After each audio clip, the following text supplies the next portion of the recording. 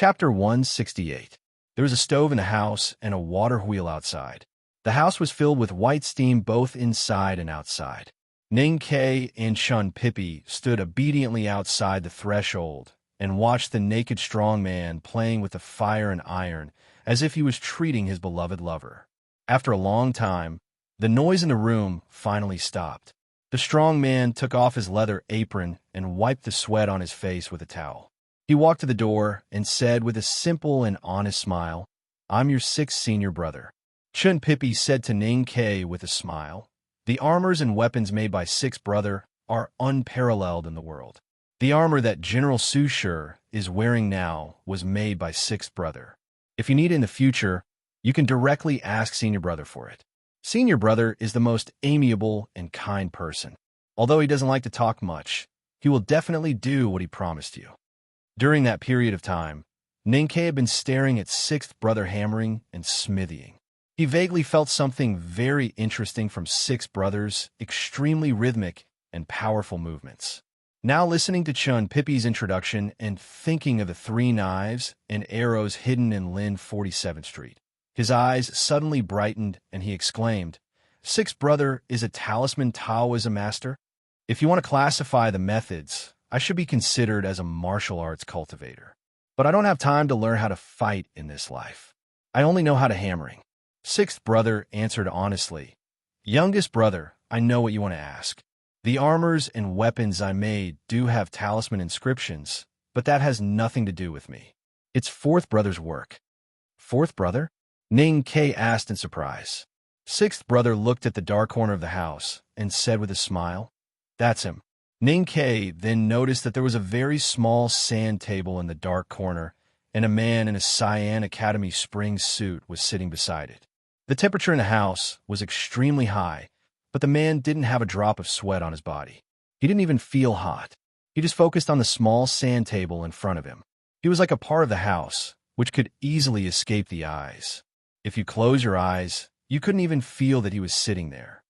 Fourth senior brother has been cultivating the turbid light talisman recently. Chun Pippi explained to him.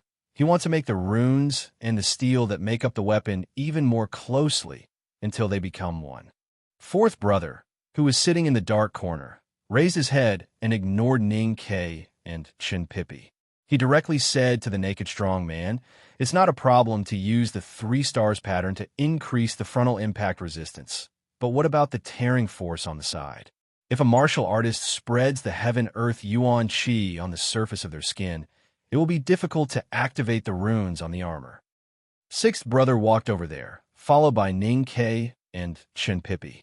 There were 3 seemingly simple lines drawn on the sand table. These lines were not completely straight. A few extremely smooth, semicircular arcs were drawn where the lines intersected. It looked like a line holding a few drops of water that were about to fuse but had yet to completely fuse. Listening to the discussion of the 2 senior brothers, Ning Ke knew that they wanted to modify the runes on the armor to improve the defensibility. This was the first time that he saw the application of talisman Taoism in reality, so he couldn't help but feel curious. "I don't know talisman Taoism, nor do I know what these patterns are for. But I always feel that these semicircles are too smooth or too perfect." Sixth brother scratched his head and said, "Honestly, I just feel that things that are too perfect can't be beaten." After a long silence, fourth brother said, "You have been forging iron all your life, so you are more familiar with the power than me. Although I don't know how it works, I believe in your intuition. These semicircles are really too perfect." Ning Ke felt a little nervous and stared at the sand table paved with fine white sand. He wanted to see what kind of changes fourth brother was going to make. No one drew a picture with a wooden brush. The fine white sand on the sand table magically and quickly rolled. The lines on the sand table seemed to be pulled by an invisible hand and changed shape. No one knew how many combinations had been made in a moment. Ning Ke stared at the lines on the sand table. His eyes flashed quickly along with the changes of those lines. His thinking gradually couldn't keep up with those extremely complicated combinations. He only felt a slight pain in his mind and a wave of annoyance in his chest and abdomen. Walking out of the house to the water wheel, Ning Ke held a handful of cold water to wash his face. Only then did he feel a little better. He looked at Chun Pippi with lingering fear and said, I really didn't expect that these fragments of talisman Taoism are so difficult to understand. It's because they are fragments that it is easy to cause mental fluctuations. Not to mention that you overestimated yourself and wanted to see so many changes clearly. Chun Pippi filled a bamboo tube with water and drank it all. He wiped his mouth and said mockingly, not to mention that the furnace in Six Brothers' house never goes out all year round. It is used to refine various kinds of steel materials. He doesn't know how to fight, but his martial arts cultivation is extremely profound. That's why he is fine staying in there. How can a guy like you not faint from the heat? Ninkei was mocked by him, but he didn't feel offended. He thought of these senior brothers and sisters that he saw on the back of the mountain of the academy today. These seemingly crazy but obviously very magical scenes made him very excited. Fifth brother and eighth brother want to play chess. Before they entered the mountain, one was a chess player from the South Jin Kingdom, and the other was a chess master from the Yueluan Kingdom. They had fought more than 10 times and could not decide the winner. After they entered the mountain, they became senior brothers, but they didn't forget about the past. As long as they were free, they would hold the chess pieces and sit under the pine tree on the mountain for several days. Chun Pippi thought of the two senior brothers and said angrily, they often forget to eat because of playing chess. How could they remember that today is the day you entered the academy? If I hadn't searched all over the mountain to bring them meals, I really wonder if they would vomit blood on the chess pieces and then die of hunger and cold, becoming two elegant ghosts under the pine tree. Ninkei was speechless when he heard this. He thought that the back of the mountain of the academy was really full of strange people. He didn't know why the headmaster of the academy accepted these people as students.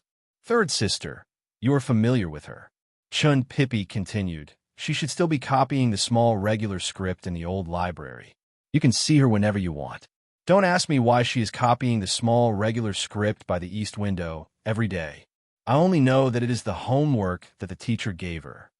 Recalling the number of people he saw at the top of the cliff that night, Ninkei silently calculated and said to Chun Pippi, eldest brother has followed the headmaster of the academy to travel in the kingdom of Qi, so there should be two senior brothers that he hasn't met yet. You haven't met second brother yet. As for the other one, it's not senior brother. That old man's seniority is a bit strange. He only reads books every day and doesn't talk to anyone. Senior brothers and senior sisters don't like to talk to him. Chun Pippi led him to the waterfall behind the cliff plateau and warned him, I'm going to take you to second brother now. You have to pay attention to your manners. Although the Shi Xiang and Shiji that I met earlier behaved strangely, they're all very kind people. Second Shi Xiang is serious and upright, and always asks others to correct him. If you make any mistakes, be careful of being beaten. Ninkei was shocked and asked nervously, then how should I face second brother? Chun Pippi looked back at him and said mockingly, you have always been good at putting on airs, just like how you face senior brothers and senior sisters just now. I really didn't expect that you, with thick eyebrows and big eyes, will be so good at showing off. Ninkei said sarcastically, a wise man submits to circumstances and an idiot who doesn't. Chun Pippi looked at him and sighed, saying, in addition to being serious and upright, second brother's biggest characteristic is his pride, and he can't bear to see others behave more arrogantly than him in front of him. So, I'm sorry for your loss. Judging from your usual arrogant attitude, I think second brother must have taught you a lot these years. Ninkei looked at his chubby face and said mockingly, as for me, you don't have to worry about me. In front of second brother, I will definitely be the most modest person in the world. It's too late. Chun Pippi looked at him with a faint smile and said, the math problem you gave me last year finally caused second brother to close himself for half a month. Do you think someone as proud as him will forget it? It turned out that Chun Pippi's threat was just a paper tiger. After walking to the small courtyard not far from the silver waterfall and finally seeing the legendary second brother, Ninkei found that second brother was definitely not a supercilious person. He even felt that second brother's tone was very gentle and kind, without any trace of arrogance and conceit. Standing on the stone steps, Second brother looked at them calmly and asked indifferently, Ninkei, youngest brother? Sorry, I shouldn't call him youngest brother now. 12th took you to walk around the back mountain. How do you feel? Senior brothers and senior sisters are concentrating on cultivation, which is really my... Ninkei replied respectfully. However, before he finished his words, second brother raised his hand to stop him and said coldly, Those guys only know how to play with birds, feed fish, play the zither, and play chess every day. How can they be concentrating on cultivation? Fourth brother obviously has great potential in talisman Taoism, but I don't know what's wrong with his brain. He was actually tricked by sixth brother to be a worker in the blacksmith shop. Teacher is too kind to care about them. Otherwise, I would have taught them a good lesson. It's really unwise for you to say that they are your role models. Ninkei didn't know how to answer this. Second brother suddenly asked in a low voice, What are you looking at?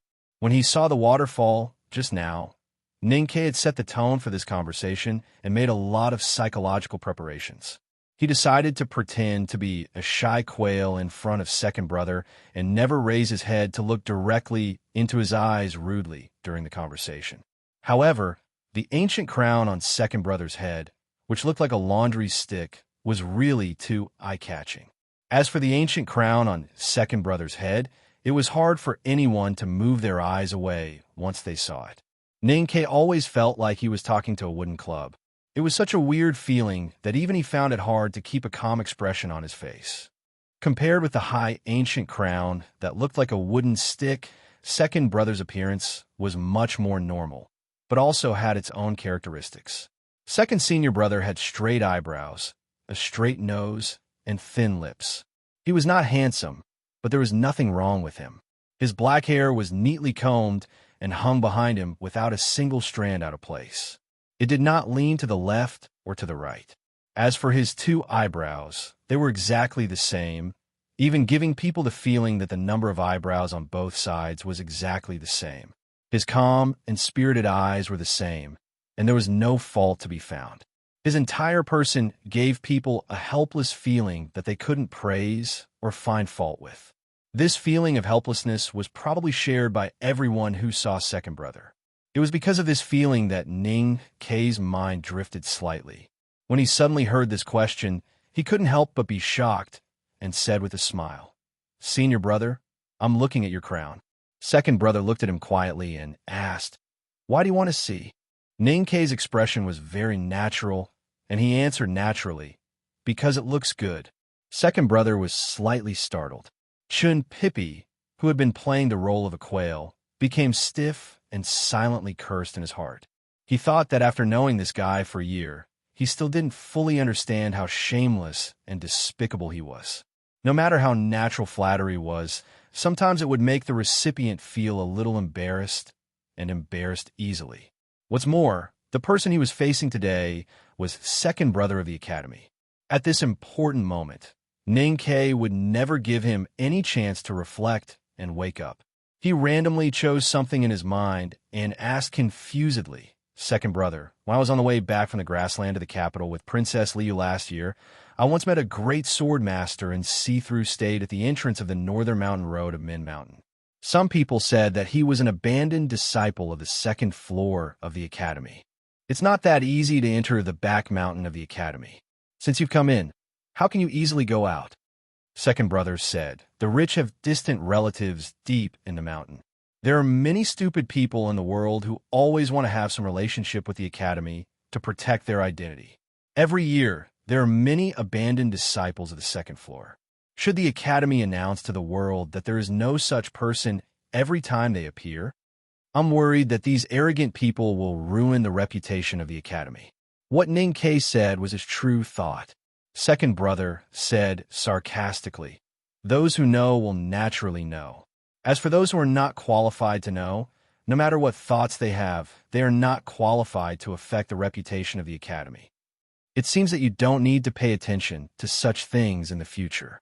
Hearing this, Ninkei sighed in his heart and thought that he finally felt second brother's pride. It was indeed a very fierce pride.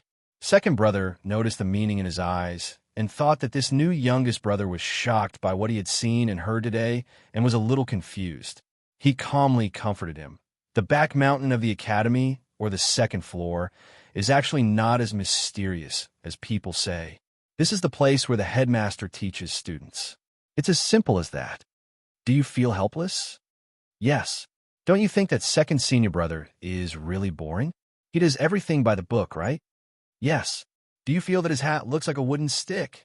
After looking at it for a long time, sometimes you suddenly feel that the hat looks like a folded paper toy. No matter what it looks like, do you have the urge to break it or squash it? After leaving the small courtyard, they could no longer hear the sound of the waterfall falling from the cliff into the pool. After confirming that second brother would not eavesdrop on their conversation, the two youngest guys in the back mountain of the academy began to talk. Chun Pippi rubbed his cheeks, which were a little numb because of his previous serious expression. He looked at Ning Ke and asked, "Say it." After a moment of silence, Ning Ke honestly replied, "I do have this kind of feeling." Chun Pippi looked at him seriously and said, "Not only you, but all of us do. Sixth brother has even tried several times." Ning Ke slightly opened his mouth and looked at the fat lad's face. He hesitated and said, "I don't know how to continue." Chun Pippi shook his head and said, "I'm not stupid enough to trick you to smash second brother's hat. In fact, after seeing your performance today, I firmly believe that it is very likely that you will think of some sinister tricks to trick me to do this happy thing in the future." Ning Ke smiled and suddenly said, "I think it's good for second brother to be proud. At least this is more like a person. I won't take your words as evidence to blackmail you." Chun Pippi's expression and words were obviously different. He patted Ning Ke's shoulder sympathetically and said, "In fact, we all feel the same about this, especially after second brother raised a goose 2 years ago." Ning Ke asked in surprise, "A goose?" Chun Pippi said with a smile, "We always thought that the reason why second brother raised the goose was that the goose was very proud. He felt that he had finally found his own kind. In this case, of course, he should raise it well." Ning Ke was startled and shook his head repeatedly with a smile. He said, "Too mean, too vicious." Chun Pippi said with a smile, "Don't doubt it. You will know why we said that when you see the goose later." As they spoke, they came to a gentle slope where wildflowers were in full bloom on the green meadow. The two of them chose a clean spot among the flowers and sat down. Below the slope was a gently flowing stream, which seemed to be coming from the waterfall on the cliff. It seemed that after flowing out of the cliff, it would form a new waterfall, but they didn't know where it would fall. The spring wind and the warm sun mixed together and gently blew on the faces of the two young people. They lay among the wildflowers on the meadow with their hands behind their heads and opened their eyes to look at the beautiful scenery, looking extremely comfortable. Ning Ke looked at the stream at the bottom of the slope and said, in the academy below, I would occasionally look up at the mountains, but I have never seen a waterfall. I have never thought that the depths of the mountains in the fog could be so beautiful." Chun Pippi squinted and looked at the black spots in the sky. He said with a smile, "This mountain is very big, and there are many places that I haven't been to. I heard from fourth brother that the side of the mountain facing Chong and city is a precipice. The waterfall that you are concerned about might fall from there. I once went there to take a peek. The bottom of the precipice is full of clouds and mist. I don't know what's down there. Take me there if there is a chance." Okay. Ning Ke had excellent eyesight. He looked at the fish swimming under the stream and thought of the senior brothers and sisters he saw in the back mountain today. He asked curiously, "Senior brothers and sisters, what state are they in now?" Second brother has long been the knowing destiny state, but I don't know whether he is in the upper or middle knowing destiny state, and whether he has seen that door. Third sister to 11th brother, they're all in the see-through state, and the upper, middle, or lower states. This answer was really out of Ning Ke's expectation. He looked at Chun Pippi in surprise and said, "You are all in the knowing destiny state. Why are senior brothers and sisters still in the see-through state?" Chun Pippi glanced at him and said sarcastically, "There is a time to learn Taoism, but there is no time to enter Taoism. Although I'm the latest to enter the knowing destiny state, it is not a big deal. The so-called state division is just a fighting method. No one in the back of the mountain really cares about it. If we really fight, starting from third sister, all the way to 11th brother, they can't beat me. Don't forget that I am a peerless cultivation genius. How did senior brothers and sisters enter the academy? Of course, they were recruited by the headmaster. Pippi did not notice that he had been influenced too much by second brother these years and started to talk nonsense out of habit. Ninkei said helplessly, I am asking a serious question. Could it be that my answer is not serious? Pippi looked at him gloomily and said, Who can draw straighter lines than fourth brother? Who is better at embroidery than seventh sister? Who is more exquisite than Chenefe? Who can play zither and flute better than ninth brother and 10th brother? Who can forge iron better than 6th brother? As for the two crazy chess players, you can't find a third person in the world who can beat them on the chessboard. Our senior brothers and sisters are all the top figures in the world in a certain aspect. Again, they may not be able to beat others in a fight, but in other aspects, you and I can't even catch up with them. Ninkei said seriously, that is not necessarily true.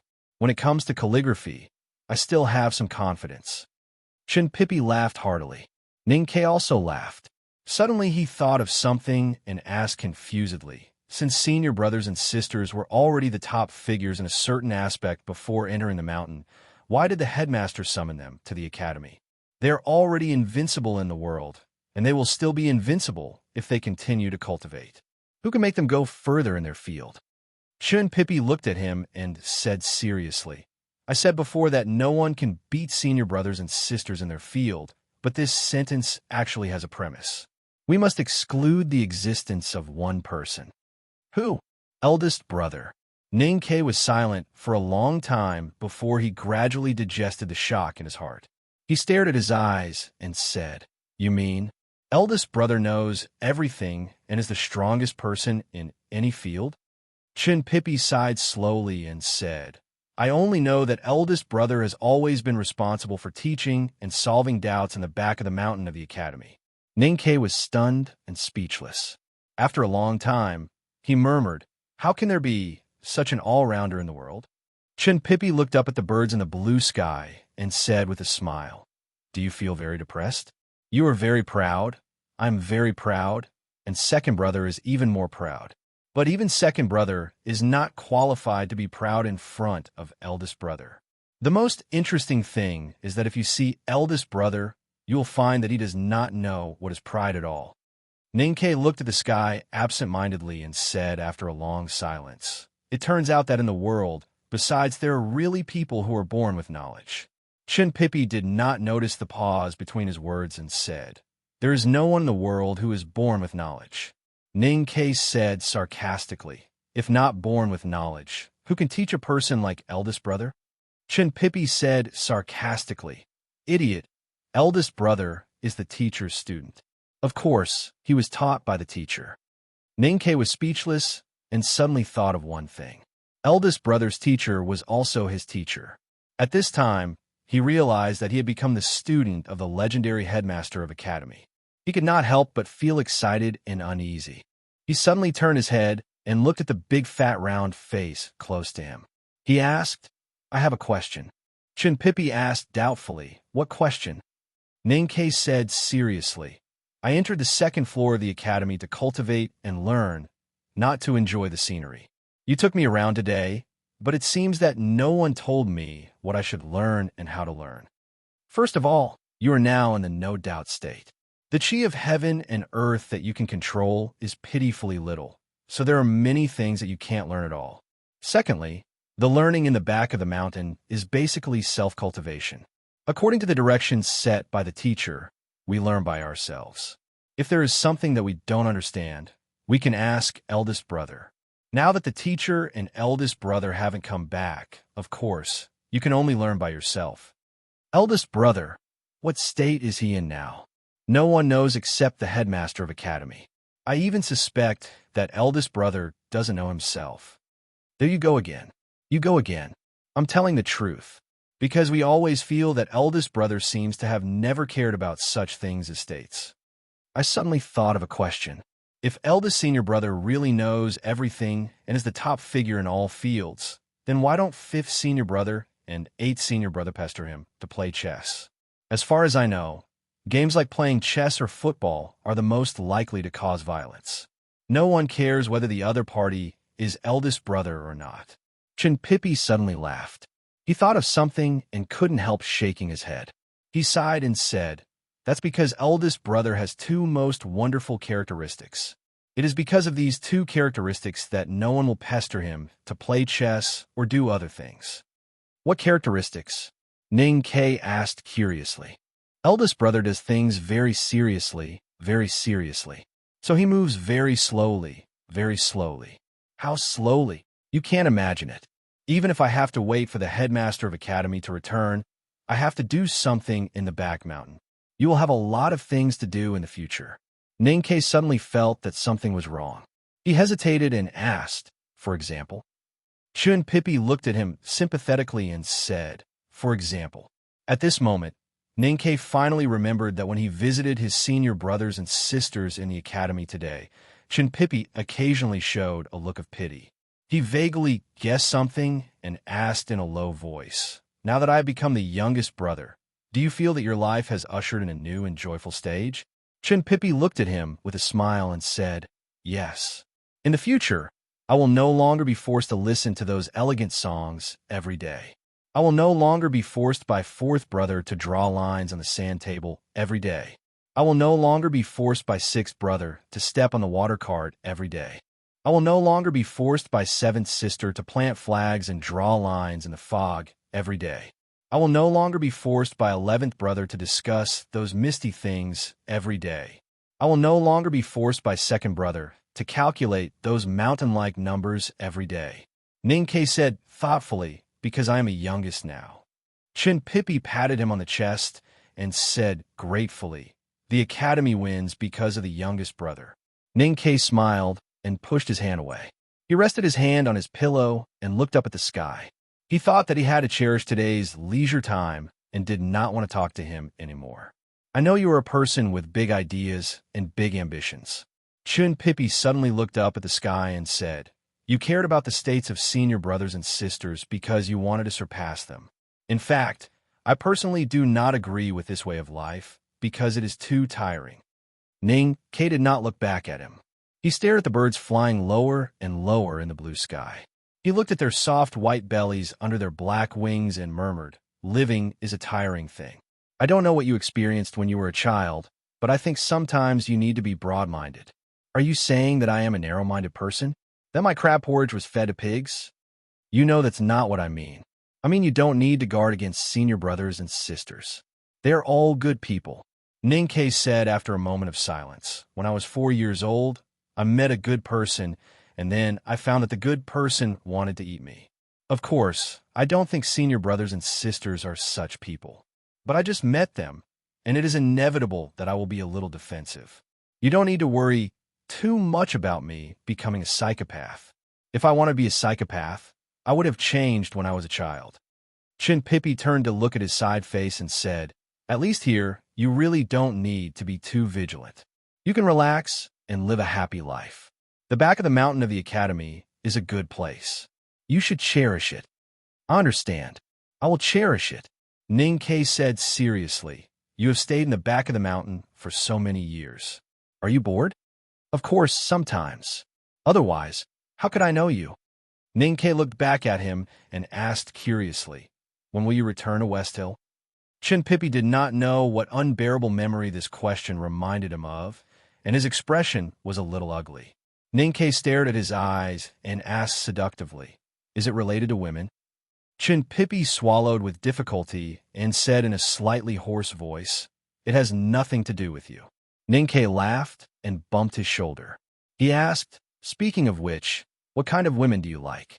Mature men often talked about money and things in bed when they talked about women, while young men would talk about simple things like liking women.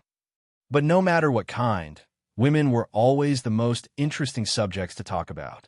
Hearing this question, Chin Pippi suddenly became interested and said, "Do you remember what I wrote in my first letter?" Ning Ke nodded. "Forget about those. Those were just me scolding people." Chin Pippi said with a smile, "The girl I like must have long black hair, a small figure, and clean eyes. Of course, she must be good-looking." It would be best if she can have a red face. Ninkei asked in surprise. That's it.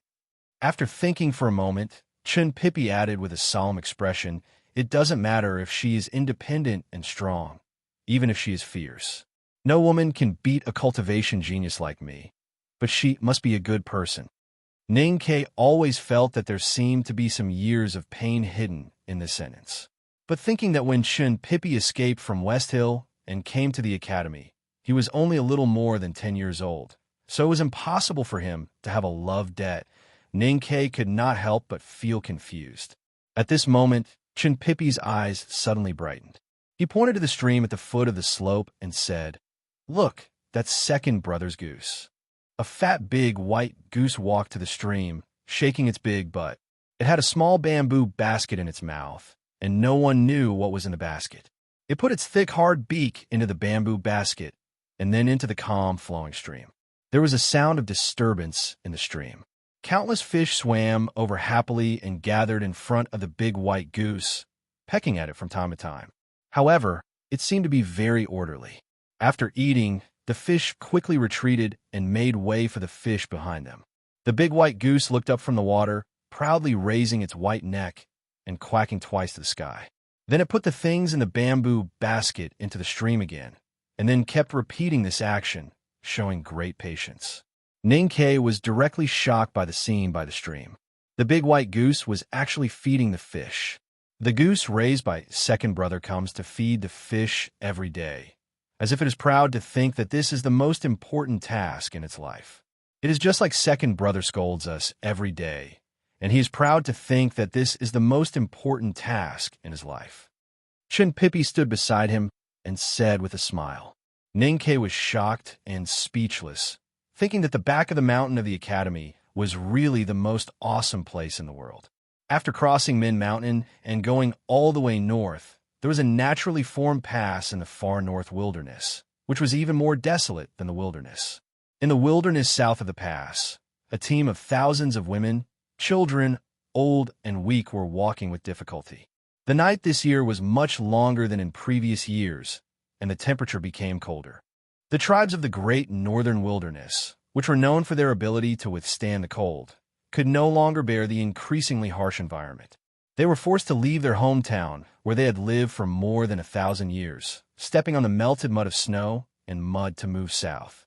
The tribes of the great northern wilderness, which consisted of hundreds of thousands of people, had been away from the Central Plains for too long, so long that many people have forgotten the existence of the southern region in the world, and so long that they had long been forgotten by the prosperous and rich world. As the night lengthened and the temperature dropped, apart from these poor tribal people, the animals and beasts that originally lived in colder areas were the first to give up. Listening to the faint, shrill cries coming from the far north of the pass, the respectable old people in the migrating tribes had a solemn expression on their faces, and their wrinkles were full of sadness and helplessness. As for the women in furs, their eyes were full of despair. As hunters for a living, they could clearly judge the scale of this group of beasts invading south from the extremely cold region from the screams. If these ferocious beasts caught up with the tribe, then the tribe would usher in a disaster. The pass was a mess, and the snow was full of stains. A young girl wrapped tightly in rotten fur stood in the snow. She wore a pair of black boots, and her beautiful black hair was braided into a large braid under her leather hat, swaying gently behind her to her knees. The beast tail on her collar did not cover her fresh and cute eyes, and her little face was flushed red from the cold wind. She did not look more than 15 years old. Listening to the mournful cries of the wild beasts, she tightly gripped the hilt of her knife and stared at the black line in the distance.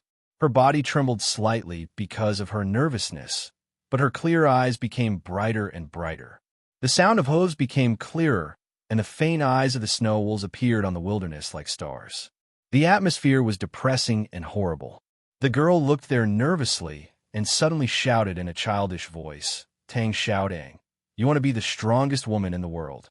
Of course you won't die so early." As soon as she finished speaking, she pulled the knife out of the snow. The knife was red, very curved and big, longer and wider than her small body. She held it on her shoulder like a bloody crescent moon. She held the red moon knife, shouting like a madwoman, and rushed to the snowfield direwolves all over the mountains and wilderness. It's very rough. I will fix the first chapter tomorrow, but it's enough to be awesome. 9,500 words, and the last picture. I am relieved. The goose feeding the fish is a real story, but I forgot that it was a goose from Tongji or Fudan University. I also think it's awesome. To be continued. If you like this work, please come to Chidian. Come to vote for me. Your support is my greatest motivation. Chapter 169. All the way to the south, fighting with wild beasts everywhere, fighting against hunger and cold. The fur of the snowfield direwolves was stuck together by blood and dirty water, stained with dirt, and the original snow-white color could no longer be seen. Because of the long-term starvation, their bodies were extremely thin, and the bones above their forelegs were protruding. From time to time, stinky saliva dripped from their bloody mouths, which were exhaling hot mist. However, no matter how weak they were, the snowfield direwolves were still the kings of this extremely cold world. Hundreds of huge wolves, which were as big as small mountains, stood side by side in the wilderness with a sense of discipline, like an insurmountable continuous mountain range. The snowfield direwolves silently rushed to the front of the mountain pass and coldly stared at the little girl who was rushing towards them, as if they were watching a piece of moving fresh meat. Several young male wolves behind them were a little restless, but they did not dare to make any rash moves. Their breathing became more and more intense, and the light in their eyes became more and more ferocious and greedy. A low roar came from the wolf pack, and a strong snowfield direwolf rushed out of the wolf pack alone. It lowered its head and opened its mouth, panting like a mountain, and rushed towards the girl at the mountain pass. Even if a snowfield direwolf was on all fours, it was still taller than the two girls combined. The contrast between the huge wolf body and the small body easily produced a sense of despair, and the thunder-like running sound intensified this sense of despair. The jumping distance of the snowfield direwolf was extremely terrifying. It seemed to be rushing forward clumsily, but in fact, it was very fast. In the blink of an eye, the snowfield direwolf had rushed hundreds of feet away and rushed to the girl. The snowfield direwolf's strong hind legs suddenly stomped on the ground, and its upper back suddenly sank. It exerted all its strength, and its claws slapped towards the little girl's body like lightning. A huge shadow appeared in the wilderness, and two furry and stinky claws tore the cold air, covering Tang Xiaodong's fresh and lovely face almost at the same time as the shadow. However, there was no fear in her eyes. She slightly bent her legs, and her body bounced up in an extremely strange way, avoiding the pounce, and bounced up 10 meters high into the air. Tang Xiaodong, who had bounced into the air, looked down at the tall snowfield direwolf from above. She held the huge machete tightly with both hands and chopped down hard. A red moon tore through the cold air and accurately chopped the middle of the wolf's head, making a crisp sound. The eyeballs of this strong snowfield direwolf seemed to be bigger than human head. As a very thin, bloody wound suddenly appeared on the wolf's head, the bloodthirsty and indifferent expression in these two terrifying eyeballs suddenly turned into a sense of despair. With a soft sound, Tang Xiaodong's black leather boots stepped heavily on the ground of the wilderness, cracking a few pieces of thin ice that had just been frozen. She dragged the ridiculously heavy machete and quickly walked out of the shadow under her feet. The huge body of the snowfield direwolf collapsed like a mountain, and of course, it did not hit Tang Xiaodong. She stared at a certain direction in the wolf pack, and a trace of determination flashed across her fresh and lovely face. Dragging the huge machete, she suddenly accelerated in the splashing dust of the wolf's body, and once again sprinted towards the mountain-like giant wolf pack in front of her.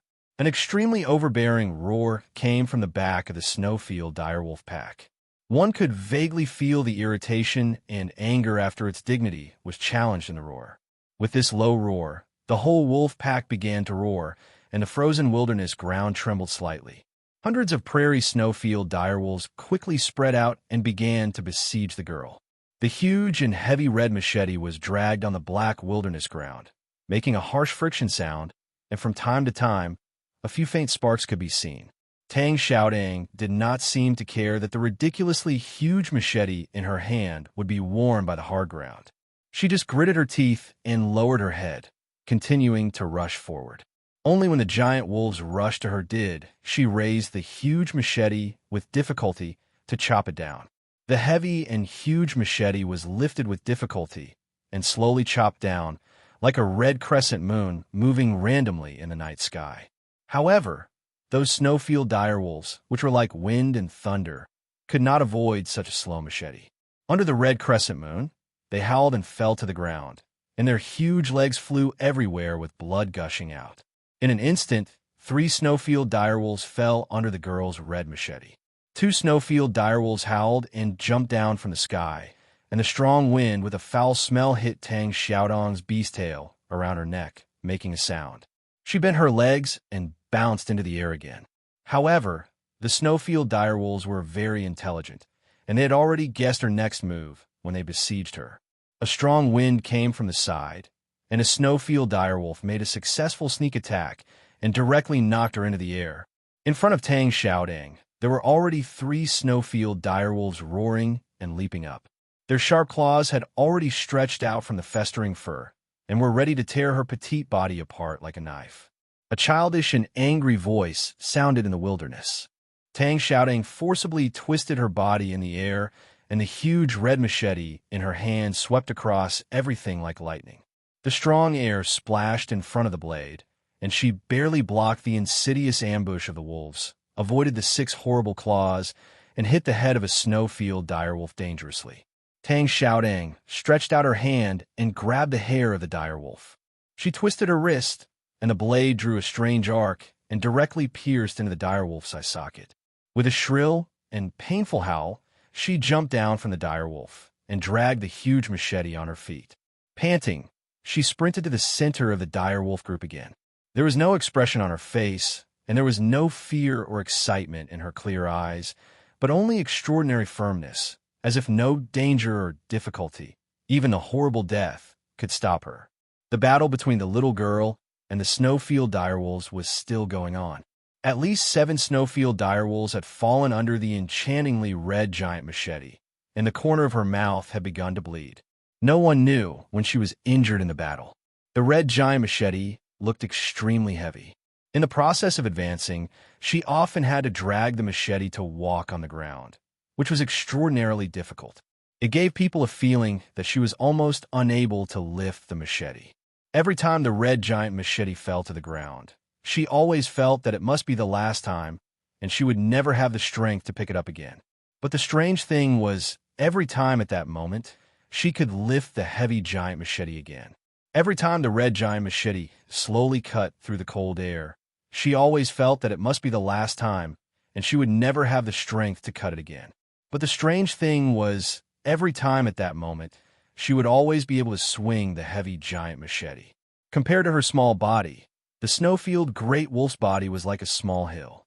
She tightly held the huge red machete in her hand, and compared with her small body, it was exaggeratedly like a red moon. The impact of the mountain-like direwolves could not make her fall down, and the heavy red giant machete could not slow her down. When the snowfield direwolves rushed in front of her, the red giant machete would definitely cut out slowly, but absolutely accurately, leaving a hill-like corpse of the direwolves. The battle between the girl and the wolves was silent, solemn, boring, and chilling. There was no shouting, no rest or pause, only the monotonous collision between the red giant machete and the snowfield direwolves. If the people in the prosperous southern world had the chance to witness such a battle with their own eyes, if they had the chance to see this adorable little girl covered in ragged fur and blushing face colliding with the terrifying pack of wolves, they would have personally experienced what a real battle was and what kind of attitude was called fearlessness. The fighting wisdom of the snowfield direwolves absolutely could not be underestimated. Although these kings from the cold region of the far north were fighting in a foreign land today, and although they had been suffering from hunger and cold for a long time, they still could not be resisted by ordinary people. Tang Xiaodong's injuries became more and more serious, and her footsteps became heavier and heavier. The red giant machete in her small hand seemed to become heavier and heavier. Although the wolves still could not force her into a desperate situation, she still could not rush into the depths of the wolf pack. Deep in the wolf pack that had been silent for a long time sounded again, and this time the sound was particularly serious, no longer angry, but with a hint of appreciation. However, when Tang Xiaodang heard the sound, her bright eyes flashed with a bad look. She guessed what the wolves wanted to do, so she waved the red giant machete in her hand and was ready to retreat to the mountain pass. Unexpectedly, she was blocked by several young and strong giant wolves. The snowfield direwolves began to divide their forces. They respected the strength of this female human, but they did not want to let go of the tribesmen who were walking slowly in the south of the mountain pass, because those tribesmen were very likely to be their last food this month. 10 young and strong snowfield direwolves surrounded Tang Xiaodang. Their smelly mouths were dripping with saliva, and the gray fur on their bodies stood up.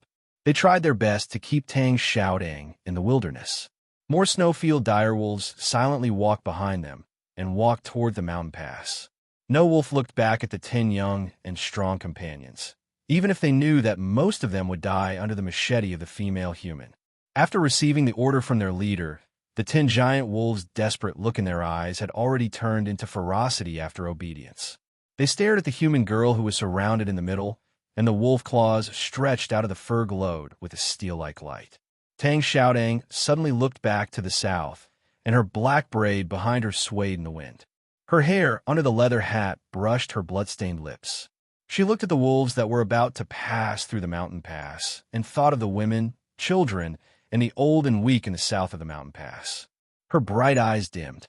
Suddenly, something very strange happened at the mountain pass. The strong snowfield direwolf who was responsible for clearing the way was directly shaken into the air by a powerful and terrible force and turned into a small black shadow, whining in the air, looking like a begging wild dog. Then the second and the third giant wolf were shaken into the air. An unarmed man appeared at the mountain pass. He was casually wrapped in fur-like clothes, and many parts of his body were exposed. His rock-like muscles were as strong as steel, and it seemed that he was not afraid of the cold at all. He completely ignored the angry roaring wolves in front of him and directly stared at the back of the wolf pack, saying, "Retreat or die. If you like this work, please come to Chidian. Come to vote for me. Your support is my greatest motivation." Chapter 170. The words of the man in leather robe were cold, calm, and powerful. But the snowfield direwolves didn't stop. They roared and rushed to the mountain pass again. Maybe they didn't understand, or hunger was always more terrible than fear. The collective charge of dozens of direwolves made the frozen ground of the wilderness tremble, and the thin ice covering the mud was shattered. The momentum was extremely amazing. A leg that was harder than steel kicked out, directly shattering the claws of the giant wolf in front. Then, the second kick landed on the shoulder blade of the giant wolf. A huge force burst out from the contact between the sole of the foot and the fur, tearing up a clump of long and dirty wolf fur. The giant wolf howled miserably and rolled out, rolling a deep mark on the wilderness. It did not stop rolling until it knocked away the 2 giant wolves that were pouncing on it from behind. However, it no longer had the strength to stand up. The man in leather robe slowly took back his leg in the air and looked at the direwolves that were getting closer and closer. Suddenly, several bloody flames burst out from his bare legs. A gust of wind rose without any warning, and he didn't bend his knees or bend his legs. His body suddenly bounced up in the air like a stone that was shaken by the power of the earth until it was more than 30 meters high in the sky, and then fell down at high speed, smashing a direwolf on the hard ground. With a loud bang, the ice, gravel, and the black mud splashed very high, as if there was an explosion. The man in leather robe didn't stop, and then bounced up again. But this time, he didn't face the cold sky, but the direwolves that were attacking at high speed. He rushed into the direwolves like a lightning, and when he had time to punch, he just punched, and when he had time to punch, he just used his body to collide with the direwolves. He didn't even dodge the sharp claws of the direwolves, and he didn't even bother to look at them. It seemed that he was very confident in his body strength. After all, the direwolves were several orders of magnitude heavier than him, so the man in leather robe collided with them like a stone. Although he successfully broke the formation of the direwolves and slowed down their speed, his body would be knocked to the ground every time he collided with them. His leather robe would be torn by the direwolves' claws, and his animal skin would burst like flowers. After falling to the ground, the man in leather robe stood up indifferently and once again collided with the direwolves. Although his animal skin had been torn into many pieces and hung around his waist, there was no emotion on his face. The enormous impact force and the sharp and terrifying wolf claws drew out streaks of white marks on his steel-like skin, but they were unable to penetrate deep into his internal organs. The few bloody wounds were not even worth mentioning, unable to cause any fatal damage to him at all. Although there was a big difference in size, the strength and physical strength of the direwolves were reversed. The fierce and powerful direwolves of the cold region had no way to deal with such an indestructible Iron Man. The battle had just started and didn't last for long. The direwolves didn't last long. In front of the entrance, there was a large, empty circle. A low roar sounded, and an order was issued. The direwolves panted heavily, formed a semicircle along the entrance, and temporarily stopped charging. They stared at the naked male human at the entrance, and their huge eyes, which were usually cruel and indifferent, finally showed the emotion of fear. Nobody knew when, but the 10 strong direwolves that besieged Tang Xiaodang also stopped attacking, and black blood dripped from their long white hair, which looked very miserable. They stared at the red giant knife in the little girl's hand, and growled from time to time, with stinky saliva dripping from their mouths.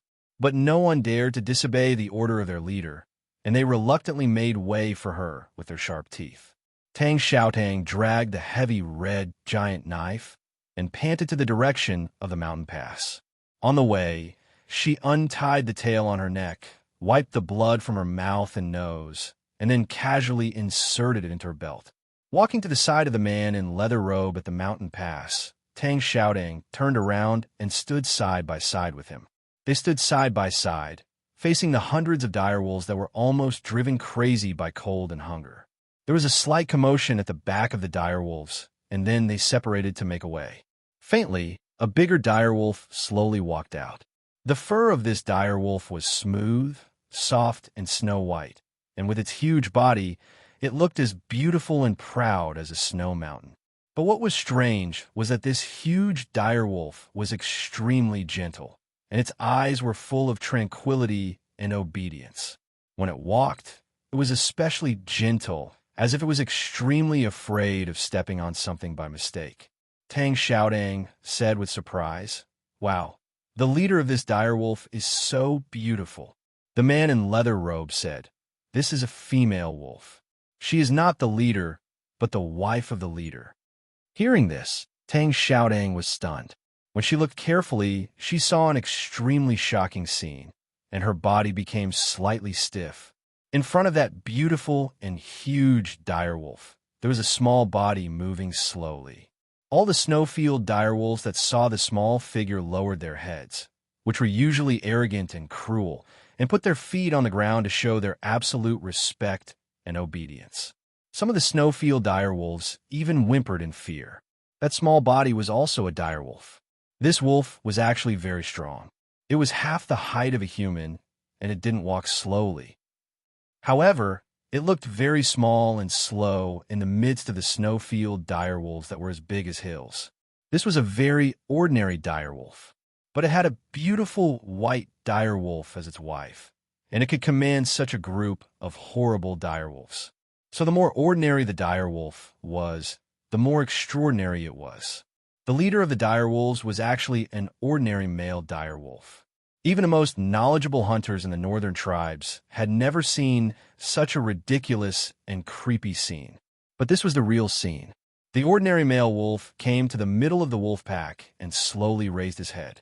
Looking at the pair of human men at the mountain pass, an irritable but vigilant look appeared in his eyes, as if he could perceive some kind of strange wisdom from them.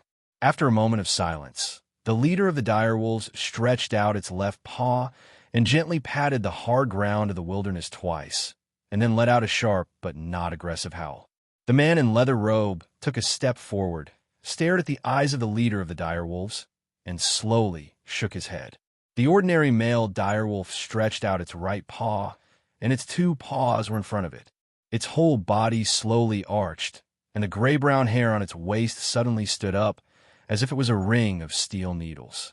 It took a deep breath, and the ring of hair on its waist quickly moved forward with the movement of its body, and turned into a lion's crown on its neck.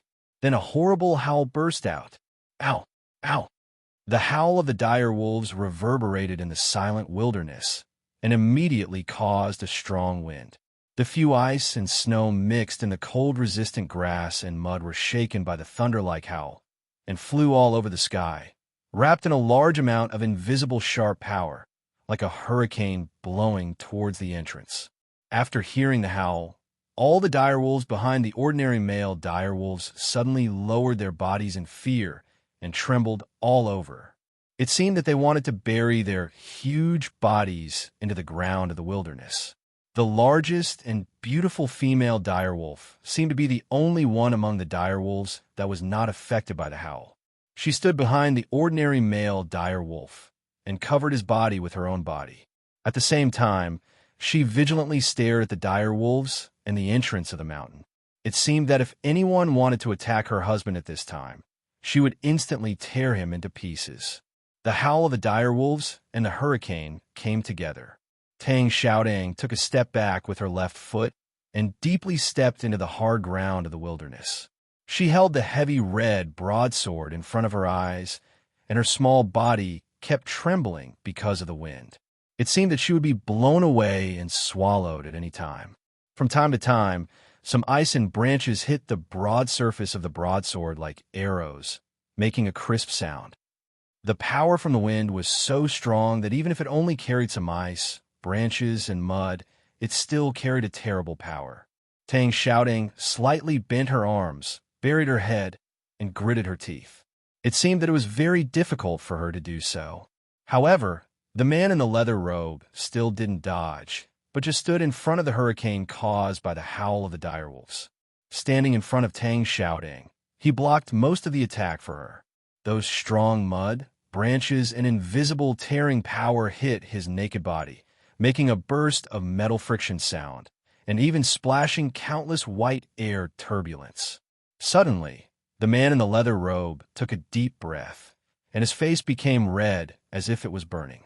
He took another step forward and drew an arc with his right hand.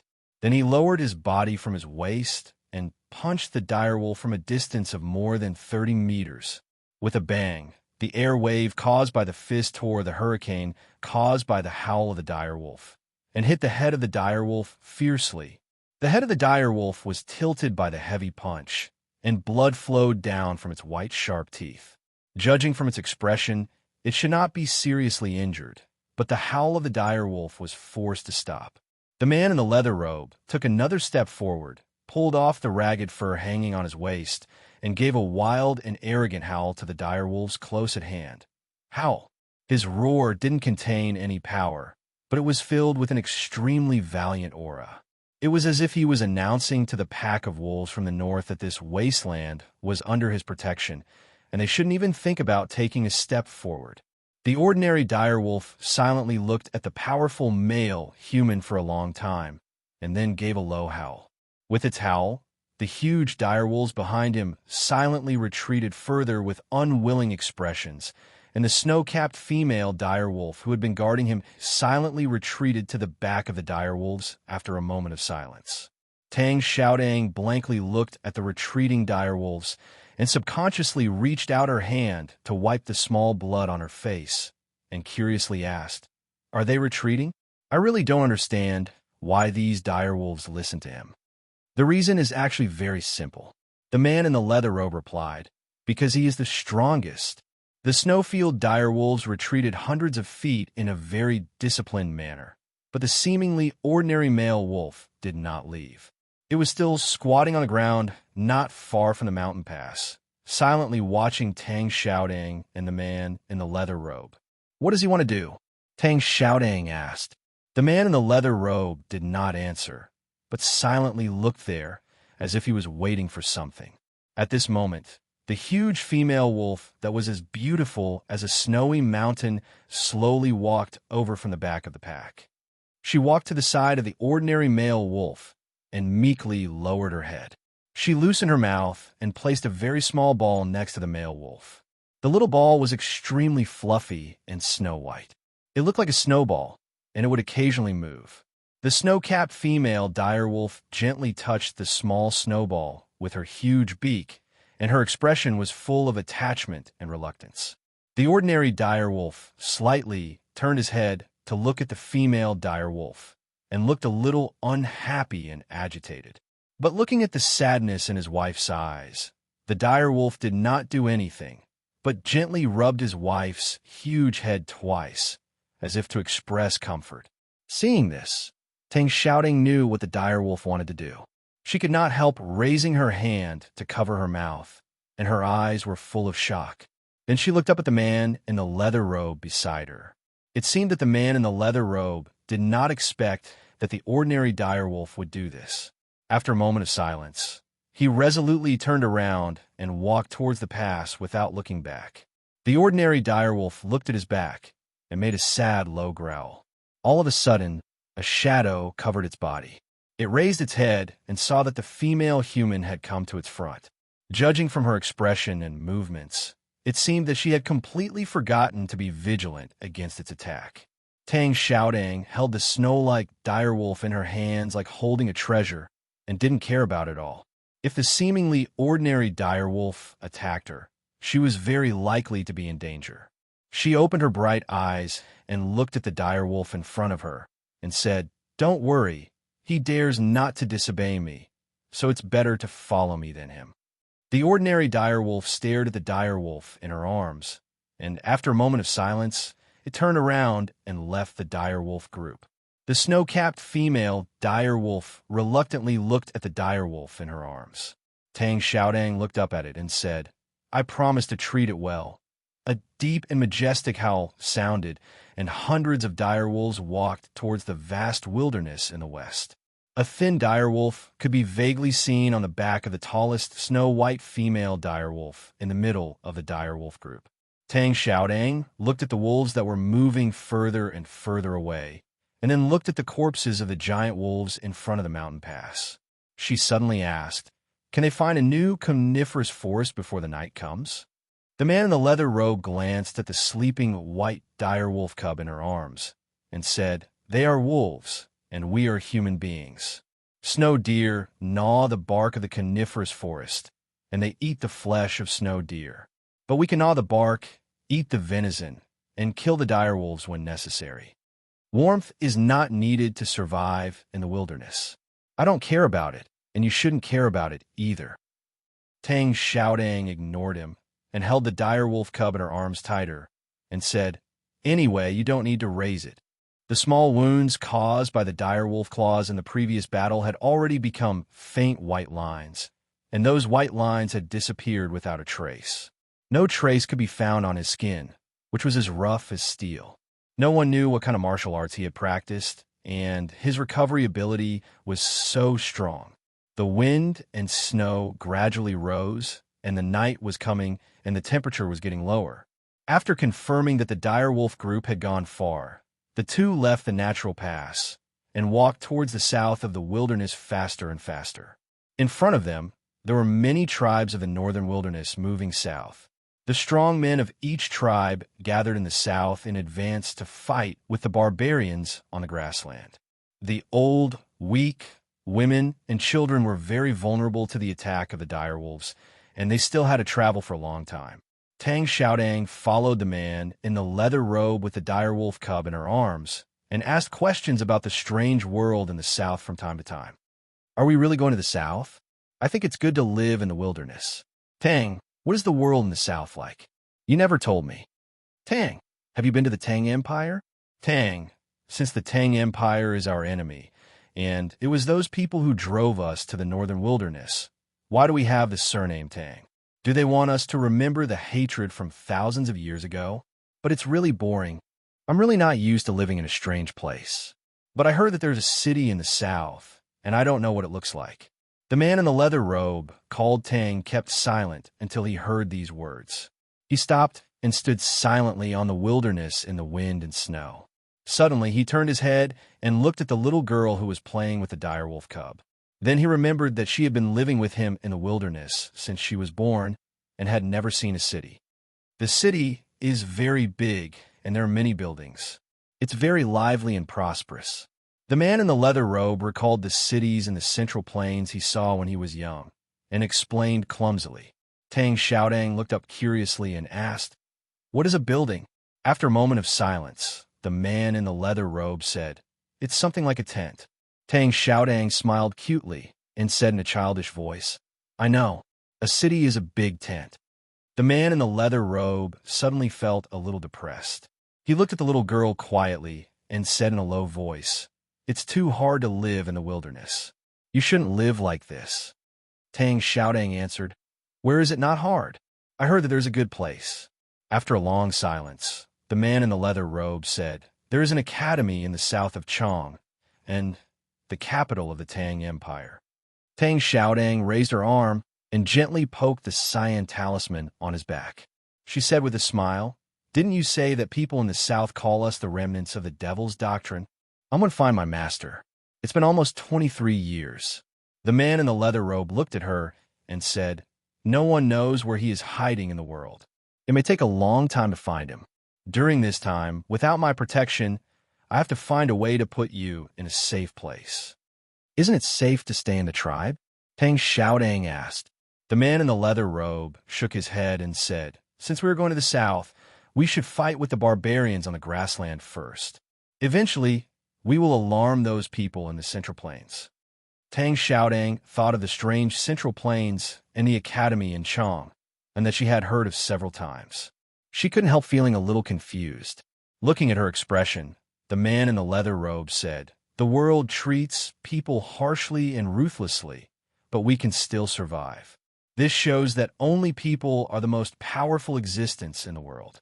You don't have to be afraid of anything." "I understand."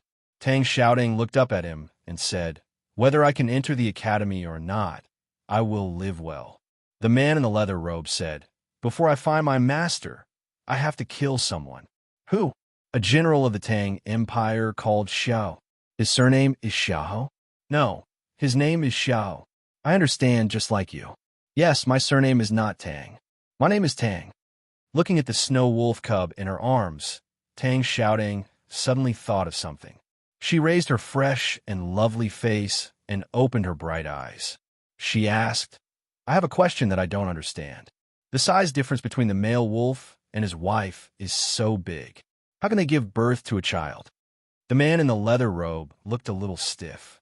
After a while, he replied, "I am your brother. You should ask your husband about this question."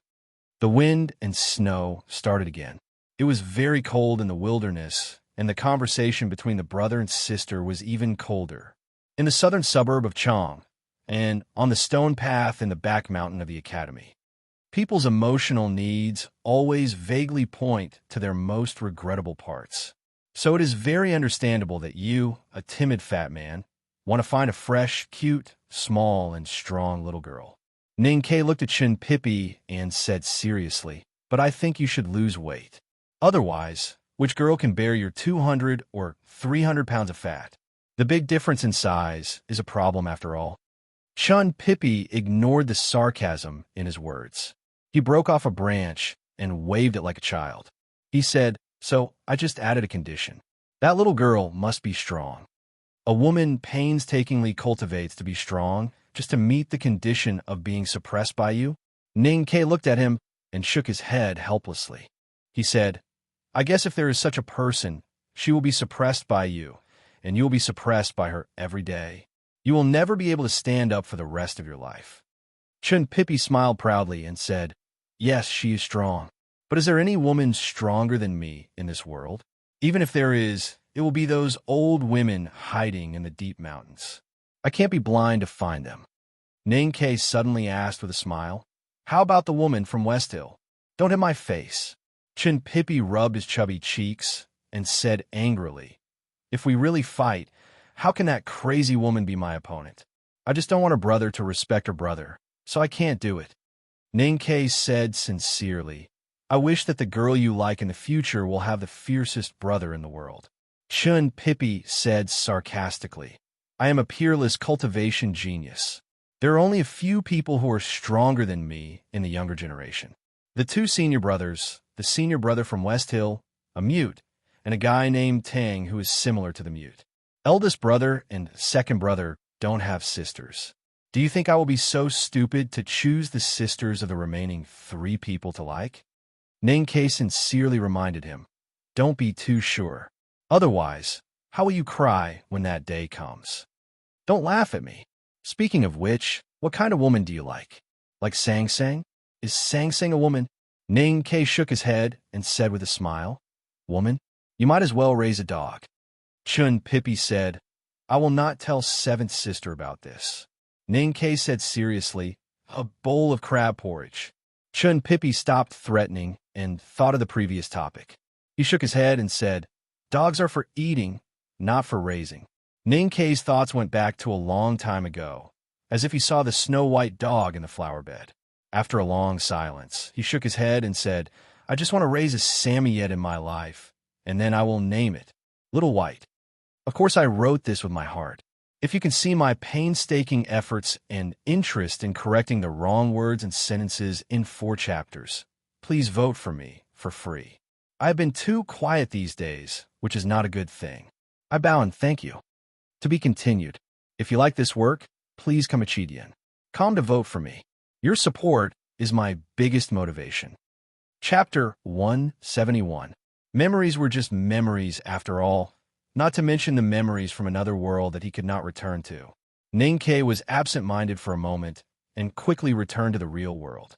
He remembered what Chun Pippi had said unintentionally and asked, who's the mute?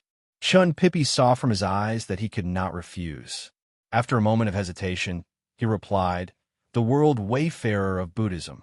Ning-Ke slowly raised his eyebrows and felt that the 4 words world wayfarer were really domineering. He paused for a moment and then continued to ask, your senior brother from West Hill must be the world wayfarer of Haotian Taoism. Then who is the mute surnamed Tang? The world wayfarer of Devil's Doctrine. Chun Pippi looked at him and said seriously, a very mysterious guy. Ning-Ke shook his head and thought of these people whom no one in the world knew but stood at the top. He thought of his ocean of chi and mountain of snow only with 10 acupoints opened, and could not help feeling a little frustrated. He sighed and said, I'm still in the no-doubt state and can't even learn many Dharma access in the academy. I really don't know when I can stand shoulder to shoulder with those people. You don't need to feel so inferior. No matter which sect you are in, you'll be a very good disciple under 20 years of age. Why don't I feel this way? I always feel that all the cultivators I meet are much more vigorous than me. Chun Pippi looked at him and said sympathetically, you met Chao Xiaoshu and Chong, and you met me in the academy. There are a bunch of abnormal geniuses in the back mountain, and Longqing is also a genius in the eyes of the world. It is indeed easy to see yourself as a fool after getting in touch with real geniuses like us. But you must be soberly aware that you have left Xie Qingyun from South Jin Kingdom behind in less than half a year since you started cultivation. So although your innate aptitude is not good, you are also a genius in perception and learning. This seems to be the first time you have praised me. Ning-Ke said. Chun Pippi shook his head and said with a smile, in fact, I have praised you many times in private, but I just don't want you to know. But my ocean of chi and mountain of snow only has 10 acupoints opened. This is a fact that can't be changed. The expression in Ning-Ke's eyes was very calm. He did not feel inferior because of his innate aptitude. Instead, he was full of yearning and desire to explore the unknown world. He looked at Chun Pippi and asked seriously, I've heard of the cultivation method of the Devil's Doctrine. It doesn't seem to require the number of acupoints in the snow mountain and ocean of chi. Instead, it directly absorbs the heaven and earth into the body. Chun Pippi didn't wait for him to finish his words and directly pressed his shoulder to stop him. With an unprecedented solemn expression, he said, what exactly do you want to say? Don't tell me you want to cultivate the devil sex techniques? With the number of opened apertures in my snow mountain and ocean of chi, no matter how high my comprehension is and how hard I cultivate, if I continue to cultivate step by step, I will never be able to catch up with true geniuses like you. Ning-Ke looked at him and replied, you and those world wayfarers have already entered the knowing destiny state. In front of you, I'm just an ant. In fact, if Prince Longqing wants to kill me, he only needs to move his little finger and I won't be able to resist. I don't like this feeling at all.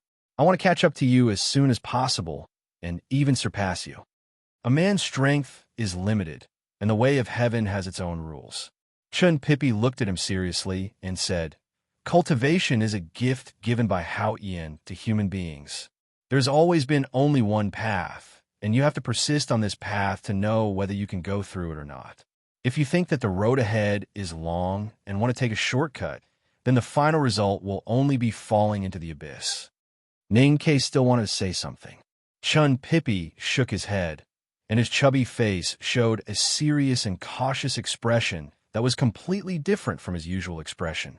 He looked at Ning Ke and said in a low voice, You've already entered the devil's way of thinking just now. If you don't change this wrong idea immediately, you will definitely burn your internal organs and eventually die of qi deviation. By then, how can you walk the world? You can only welcome death. Ning Ke thought of what Liu Qingshan said during the journey last year. After a moment of silence, he said, I know that only 1 out of 100 people who cultivate the devil's doctrine can survive in the end, but there are still people who can survive, and they are very powerful.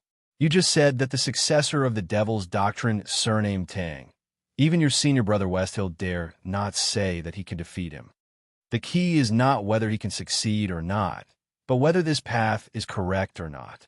The people of the devil's doctrine go against heaven and earth, forcibly absorbing the heaven and earth into their bodies, and vainly try to replace Hao Ian with human bodies to control the rules. And in order to make their flesh and blood strong enough to absorb the qi of heaven and earth, they have tried countless evil means, and even some devil's doctrine schools live by eating people. Like these evil sects, their bodies are already inhuman, and their thoughts are even more inhuman. Cultivating the devil's doctrine means cultivating the inhuman. Chun Pippi's expression was not as casual and natural as usual.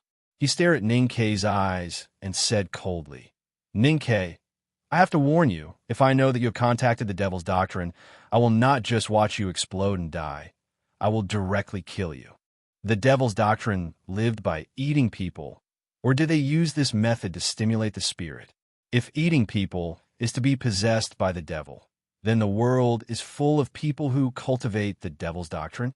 Ning Ke thought of the countless scenes he had seen during the great drought in the north, and the many scenes he did not want to recall when he was struggling to move forward at the foot of Min Mountain. His expression became a little stiff.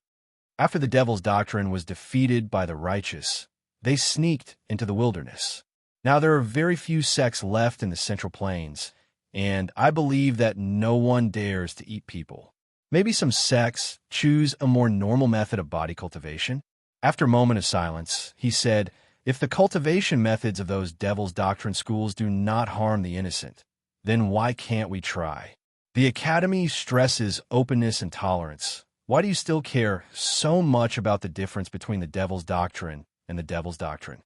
Chun Pippi shook his head and said seriously, Even if those people in the devil's doctrine do not harm the innocent, they will also hurt themselves.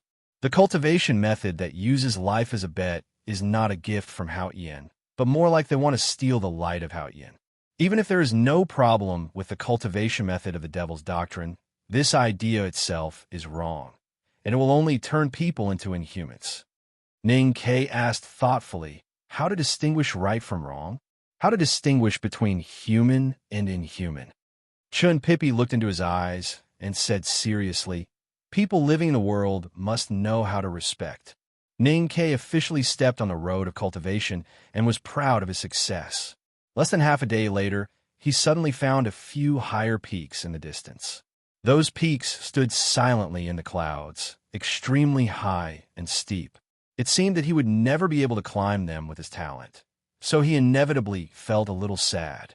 Besides feeling sad and lost, there was even some despair that he did not dare to say out. His snow mountain and ocean of qi had opened 10 acupoints, and he could barely cultivate. How could he be compared with those successors of various sects who had entered the knowing destiny state at young age? If he could not cultivate in the past, it would be fine because they were originally people of two different worlds. However, now that he was in the same world with those real powerhouses, he clearly realized how big the gap was. How could he shorten the gap in the shortest time?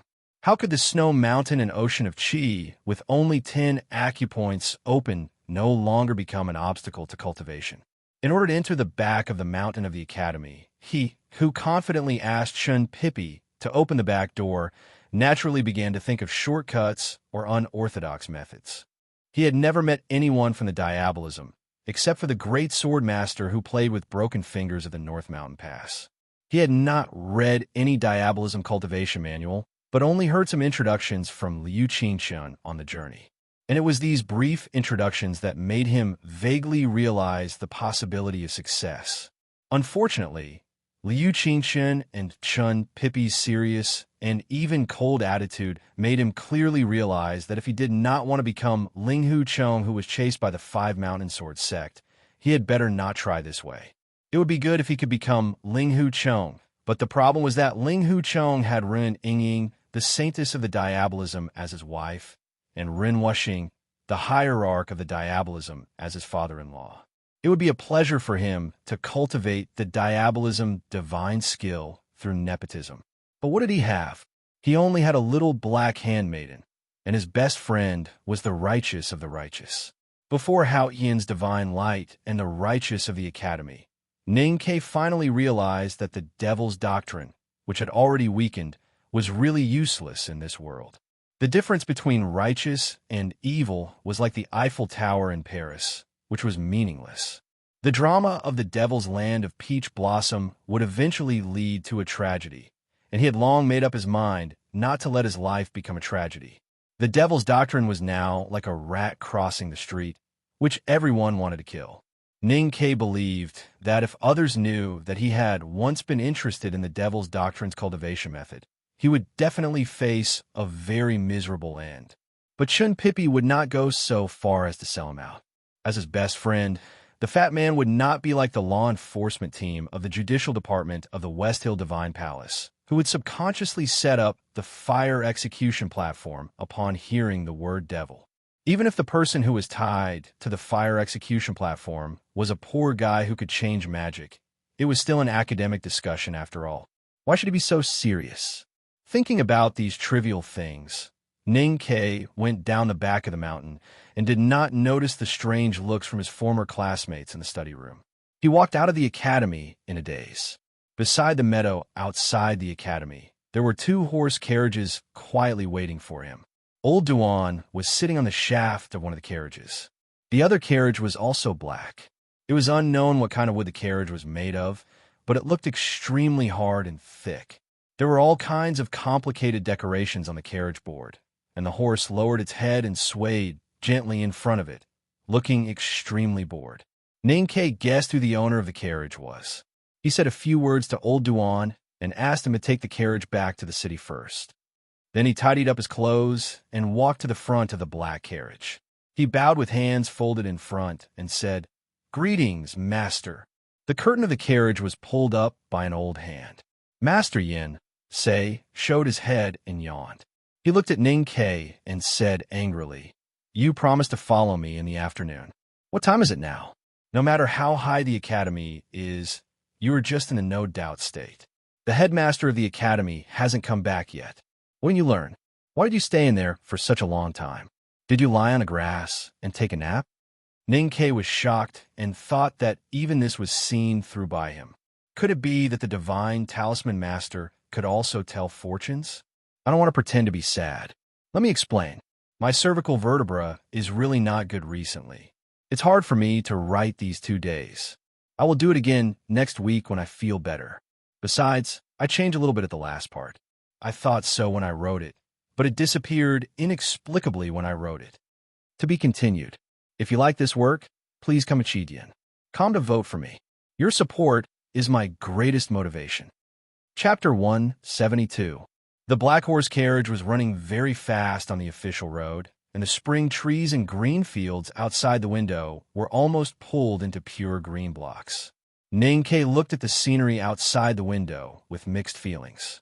He had just seen the proud goose and the strange man in the back of the mountain of the academy, and now a new and mysterious world was about to open its curtain to him. It was really too much for his eyes to take in. Ninkei didn't know more about the most mysterious talisman Taoism in the legend, except that he saw an old Taoist burning a talisman outside a Taoist temple in Chang City. But sitting in the carriage made of stainless steel, which should be extremely heavy, he vaguely felt that he was already in the world of talisman Taoism. No matter how fast the carriage was running, the people in the carriage didn't feel the slightest bump, and the lonely horse in front of the soft rope couldn't carry such a heavy load. Yensei looked at his expression and said, "You seem to be thinking about something." Ninkei turned around and looked at the dirty old Taoist. After a moment of hesitation, he asked, "I'm thinking about what talisman is engraved on the carriage. It can actually reduce the weight, just like magic." He didn't ask whether the carriage was engraved with talisman, but directly asked what talisman was engraved. This answer made Master Yin say, quite satisfied, but the last word made him extremely unhappy. He frowned and said, "Talisman Taoism is talisman Taoism. What does it have to do with devil's doctrine?" Ninkei just subconsciously classified this magical means beyond his daily experience as magic. He didn't know how harsh the word devil's doctrine was to the minister of offerings of South School of Haoyin Taoism. The soft and joyful hoofbeats gradually slowed down, and the black carriage made of stainless steel stopped on the official road in the southern suburbs of Chang City. Master Yin led Ning Kei down the carriage. He glanced at the pavilion beside the official road, not far away, and the thin poplar trees outside the pavilion. He turned back and said to Ning Kei, "Since you know there is talisman engraved on the carriage, try to feel it." Ninkei was slightly stunned. He walked to the side of the carriage and carefully looked at the black carriage board. He looked very carefully and confirmed that the carriage board was indeed made of stainless steel. Those complicated decorations were deeply engraved into the steel by some kind of sharp blade, and then painted with a kind of glossy paint, so it looked extraordinarily beautiful and somewhat mysterious. The patterns were so complicated that they violated the principles of aesthetics. He looked at it for a very long time, yet was unable to find anything strange about it. A judgment gradually arose in his heart. The talisman markings that were truly effective shouldn't be this complicated. Those complicated lines that looked like branches and vines might be a smokescreen used to conceal the true talisman markings. He had read a few books on talisman Taoism in the old library, but those books were only introductions and did not have any objective understanding of talisman patterns. It was basically impossible to find the effective talisman pattern from such complicated patterns. However, since Master Yensei wanted him to feel it, it should be a kind of assessment. After pondering for a moment, he slowly closed his eyes, raised his arm, and used his fingertips to gently brush over the runes that were deeply embedded into the steel. Suddenly, he furrowed his brows. When he opened his eyes to look, there was nothing strange about the complicated decorations on the carriage. But now, when he closed his eyes and used his psyche power to control the chi of heaven and earth, he found that there was a layer on his fingertips. The layer was very thin, like an invisible membrane between his fingertips and the carriage. With a slight distraction of his psyche power, the membrane that he sensed disappeared instantly. Ninkei was silent for a moment and entered the meditative state that he was best at. He began to use his psyche power to sense the slightest changes of the chi of heaven and earth. As expected, the invisible membrane appeared again between his fingertips and the carriage. This time, he was more prepared and his perception was more delicate. He could clearly feel that the membrane was flowing slowly. Master Yensei's voice rang in his ears. "What do you feel?" Ninkei carefully sensed it. After a long silence, he seriously replied, "A very light flow of the chi of heaven and earth." Master Yensei continued to ask, "What kind of flow? What is it like?" Ninkei calmly replied, "Like water, but lighter than water, more empty. More like wind, but it can't be wind." Master Yensei looked at Ninkei beside the carriage. He slowly frowned and asked, "Why can't it be wind?" After a moment of silence, Ninkei replied, "Because the flow of the primordial chi on the talisman pattern is too regular, as if it goes in a fixed route, like in a complete system. but the wind is the flow of air, so it should not be regular. Master Yin Sei's tightly frowned eyebrows gradually relaxed. He looked at Ning Kei's back with his eyes shining brightly. It seemed that he was praising Ning Kei and also marveling at him, because Ning Kei's performance at this moment had far exceeded his best imagination. Ning Kei's fingers left the carriage. He looked back at Yin Sei and said unconfidently, "Master, I just said it based on my feeling. Feeling is the most important qualification for practicing talisman Taoism." Master Yin Sei gently stroked the sparse beard on his chin and lovingly looked at him. His laughter was hoarse and weird, like an old farmer who dug out antiques in his backyard. He said, "You are very sensitive, more sensitive than I thought. I like it very much." Ning Kei did not know how to answer. The flow of the qi of heaven and earth you feel is the smell of wind, because what I drew on the carriage is the talisman of wind. Master Yin Sei looked at him and said, "As for why the wind goes in a fixed route and why it has such a regular pattern, in your words, it is in a complete system. The reason is very simple, because the talisman determines the direction for it. Follow me." Master Yin Sei flicked his sleeves and slowly walked to the poplar tree in the pavilion beside the road with his hands behind his back. Ning Kei walked to the horse in front of the carriage, looked at its big black eyes, and said with a smile, "You must be the most comfortable horse in the world." The horse gently snorted and lowered its head to chew the hay in the bag. It silently agreed with this statement. Ning Kei looked at the back of Master Yin Sei and quickened his pace to follow him. Master Yin Sei sat in the center of the pavilion with his legs crossed. A small charcoal stove and a tea set appeared beside him. Ning Kei walked into the pavilion and saw the master was preparing to make tea by himself. He hurried to take over the task. Although it was the divine talisman master who cried to accept him as a disciple that day, he would never be so arrogant to miss this opportunity to serve the master and please him. The water was boiling and the tea was fragrant. Master Yin Sei looked at Ning Kei, who was quietly serving tea, and nodded with appreciation. He tapped the tea tray with his index finger to indicate Ning Kei to sit down and said, "There are many ways of cultivation, such as swordsmanship, body skills, and tactical arrays. Our ability to draw talismans is generally called talisman skill, but we don't call it that. We call it talisman Taoism." Ning Kei respectfully put the teacup in front of the master and sat still and listened carefully. Master Yin Sei picked up the teacup and took a sip. He asked, "Do you know what talisman Taoism means?" Ning Kei pondered for a moment and tentatively asked, "Entering Tao by talisman? Ha ha." Master Yin Sei laughed and looked at him. He shook his head and said, "Everyone wants to enter Tao by seeking Tao. They enter Tao by swordsmanship, killing, and love. Even the West Hill Divine Palace can't get rid of this mode of thinking, let alone you. But what about the Tao in the mortal world? The supreme Tao is illusory. How can we find it?" The meaning of talisman Taoism is actually very simple. That is, entering Tao by talisman Taoism. Entering Tao by talisman Taoism? Ning Kei wondered what it meant, but he couldn't figure it out. What is talisman? Talisman is a pattern, a line, and a trace. Master Yin Sei gradually stopped smiling and looked at him seriously. He said, "The trace of a snake crawling over the sand is a talisman. The veins among the dead leaves are talismans. The ruts left on the muddy ground are talismans. The blood vessels of beasts are talismans. The trace of water flowing is talisman. The trace of wind blowing is talisman. The crack on the dry earth is talisman. The cloud in the blue sky is also talisman." It was a very simple and clear statement. Ning Kei was shocked and speechless for a long time. According to Master Yin Sei, all traces in the world were talismans.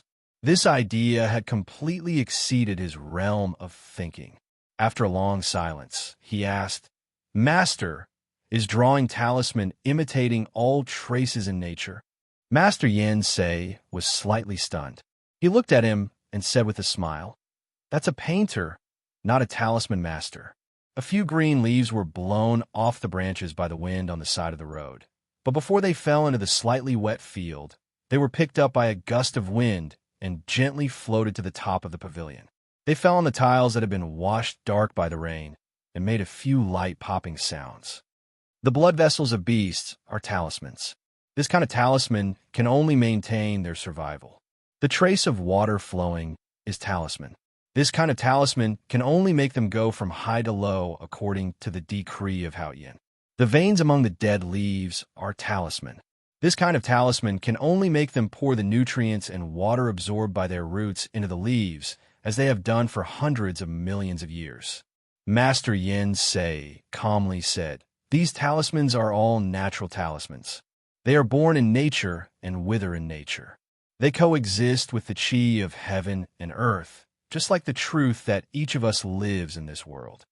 However, whether human beings cultivate or study talisman Taoism, they've already exceeded the original mission of human beings in the world. That is to say, it has exceeded the need of survival. Therefore, the real meaning of talisman Taoism must come from nature, but must be higher than nature. Ning Ke listened silently. He faintly felt that although the master was talking about talisman Taoism, it contained a lot of great truths. Master Yin Sei drank up the remaining tea in the cup, looked at him, and continued to say, "The talismans that come from nature but are higher than nature must go through several processes: copying, understanding, induction, simplification, purification, and interest. The so-called talismans are the lines and traces that human beings have learned and extracted from the talismans of nature for countless years." Ning Ke filled the teacup for the master and sat back to ask, "Then what is Tao?" "Tao is to know." "Let who know?" "Let the chi of heaven and earth know." Ning Ke was stunned and asked confusedly, "Let the chi of heaven and earth know what?" Master Yin Sei looked at him with a smile and said, "Let the chi of heaven and earth know what we want to do. All the means of human cultivation are inseparable from the control of the chi of heaven and earth. Controlling the chi of heaven and earth with swordsmanship and controlling the flying sword by psyche power is too indirect after all. Although the psyche master directly controls the chi of heaven and earth to attack the enemy, it is too simple and can only attack the opponent's sense of perception. Only talisman Taoism is between the two, but its state is higher than the two, because the ultimate goal of talisman Taoism is to tell the chi of heaven and earth what you want to do, and then the chi of heaven and earth will help you do it. The chi of heaven and earth has no eyes and ears, so it can never know what kind of strange ideas you have in your sense of perception. It is even more impossible for it to know that you want to condense the rain into thousands of sharp, invisible knives. So how can you let it know what you mean? Talisman is the bridge between the human psyche power and the chi of heaven and earth. The talisman master condenses the chi of heaven and earth into these lines and traces with psyche power. Once it is stimulated, it can resonate with the surrounding chi of heaven and earth, and then it can make the wind rise, the water move, the clouds appear and disappear, and the sky dry. Ning Ke vaguely grasped the key of the problem. Master Yin Sei looked at the expression on his face and asked, "You seem to understand something. I once heard from a friend that the ocean of chi and mountain of snow in the human body is like a musical instrument, and the psyche power is the air. Only when it is blown into the instrument can it become a beautiful music, and then the chi of heaven and earth can understand it and resonate with it." Ning Ke looked at Master Yin Sei and said, "According to your previous explanation, I think that since talisman Taoism uses Fu to tell the chi of heaven and earth what you want to do, could it be said that Fu is equivalent to the ocean of chi and mountain of snow in our body? Your friend's state is very high, and his explanation is very clever." Master Yin Sei looked at him with a smile and said, "Of course, you are also worth teaching. The acupoints of the ocean of chi and mountain of snow in your body are too few, so it is very troublesome to cultivate swordsmanship or other things. But talisman Taoism is different. As long as you can perceive the chi of heaven and earth, you can perceive the subtle differences between them and then record them with Fu and resonate with them. You can succeed." Ning Ke asked with confusion, "Since the talisman master has been learning and recording the talisman of nature for thousands of years, is there no ready-made Fu?" If there are the current Fu, can I cultivate talisman Taoism without perceiving the fluctuation of the qi of heaven and earth? Master Yin Sei laughed, gently stroked his beard, and asked, "Are there two identical leaves in the world?" Ninkei thought that if he asked about eggs, he would really doubt whether he was Da Vinci or not, so he answered, "No." "Then is it possible for there to be two identical people in the world?" "Of course not. In this case, you can't be me, and your psyche power can't be the same as mine. Then why can the qi of heaven and earth know that they are the same when you write the same Fu?" Ninkei didn't understand at all.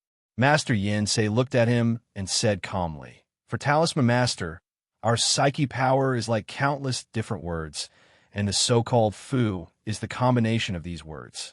The problem is that I am from Chang, and who speaks the official language, while you are from the South Sea, who speaks the Firelu language.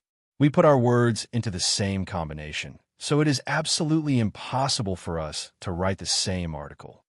There may be only dozens of languages in the world, but the psyche power of each Talisman Master is a completely different language. I made a Fu of 4-6, and the qi of heaven and earth can hear the impassioned words in it. You also made a Fu of 4-6, and the qi of heaven and earth can read it.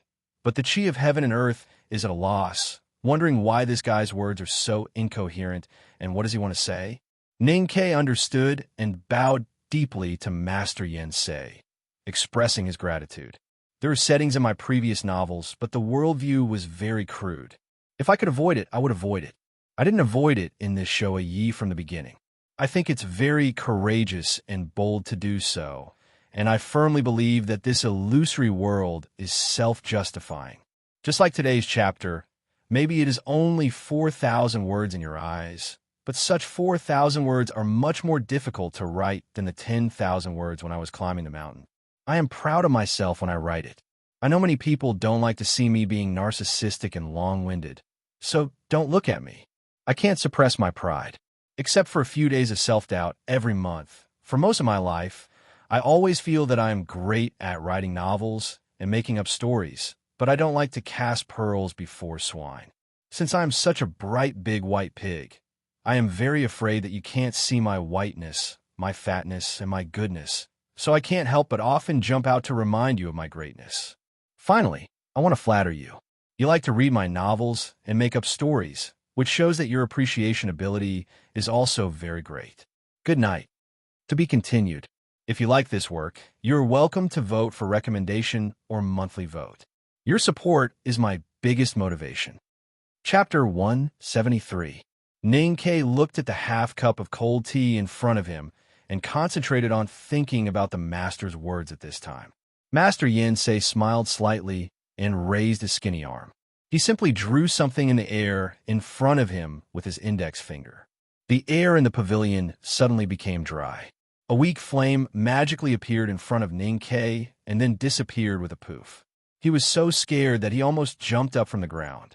Master Yin Sei smiled and said, "Your friend said that the snow mountain and ocean of qi are strings. The lines of talisman can also be regarded as strings. You can play a song that heaven and earth can understand, but I still think it is more accurate to describe it as an article.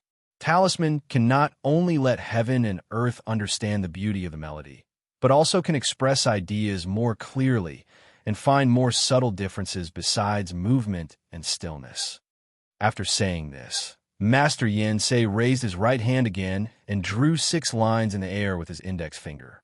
Ninkei only felt a wave of wetness rising from the air drawn by the master's finger and then coming to his face. With a light paw sound, he subconsciously reached out to touch it and found that his face was wet, as if he had just washed it. Different psyche power and different lines can be used to write a completely different article and cause completely different effects.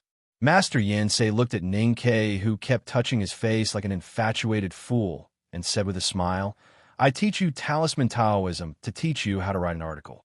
How to write an article. After learning the classics of predecessors and perceiving the law of the qi of heaven and earth, how to write the last stroke on the paper and let the qi of heaven and earth know your mind. There is no other trick in the last step, or it can only be a trick. What does the word trick mean? It refers to talent. If you can write it, you can write it. If you can't, even if you don't sleep day and night and immerse yourself in the ink pool of the river, you still can't write it. Master Yensei looked at Ninkei and said, "The last stroke of talisman Taoism depends on talent. Talent is the most precious gift that Hao Yin gives us. Only a few people can have this kind of luck, and you have this kind of luck. This seems to be too difficult." Ninkei's emotions were somewhat at a loss.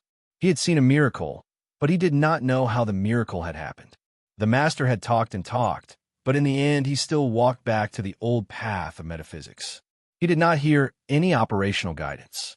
Talent was something that could not be explained clearly, not to mention using this kind of unclear thing to achieve the most crucial stroke. If talisman Taoism ultimately depends on talent, then the first cultivator who discovered talisman Taoism in the world saw the traces of talisman lines between heaven and earth, subconsciously copied them, and wrote the first talisman.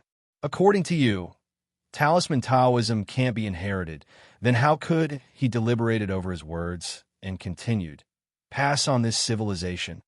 Master Yensei pondered for a moment and said, although talisman Taoism can't be inherited, the spirit of talisman Taoism can be inherited. Words can record thoughts, and the past can be recorded. How did the earliest talisman master discover and write the first talisman? It must be a kind of coincidence. Perhaps tens of thousands of years ago, the grand cultivator walked to some kind of cliff, looked at the crack of the mountain rock, and suddenly felt something. He concentrated his spirit in the sword at his waist, and casually waved it to condense the primordial chi of the cliff into it. The first talisman must be a coincidence and a spontaneous existence. When the grand cultivator found the secret contained in those sword marks, he would definitely try again. If he succeeded again, the second talisman would no longer be a coincidence, but a conscious existence. Ning Kei asked, but it is also possible that the cultivator did not write the second talisman in his life. Master Yensei looked at him and said, if the first cultivator did not succeed, there would be a second cultivator, a third, and a fourth cultivator. The beginning of heaven and earth is endless, and cultivators are endless. They keep exploring the secrets of the world, so there must be a successful and conscious predecessor, which is undoubtedly inevitable. Ninkei nodded and accepted the advice. Master Yensei said, the same principle is that talisman Taoism can't be inherited, but the spirit of talisman Taoism can be inherited. Before the cultivator died, he would definitely tell his disciple, and his disciple would try again. He might succeed, or he might fail, and it was even possible that the lineage would be cut off.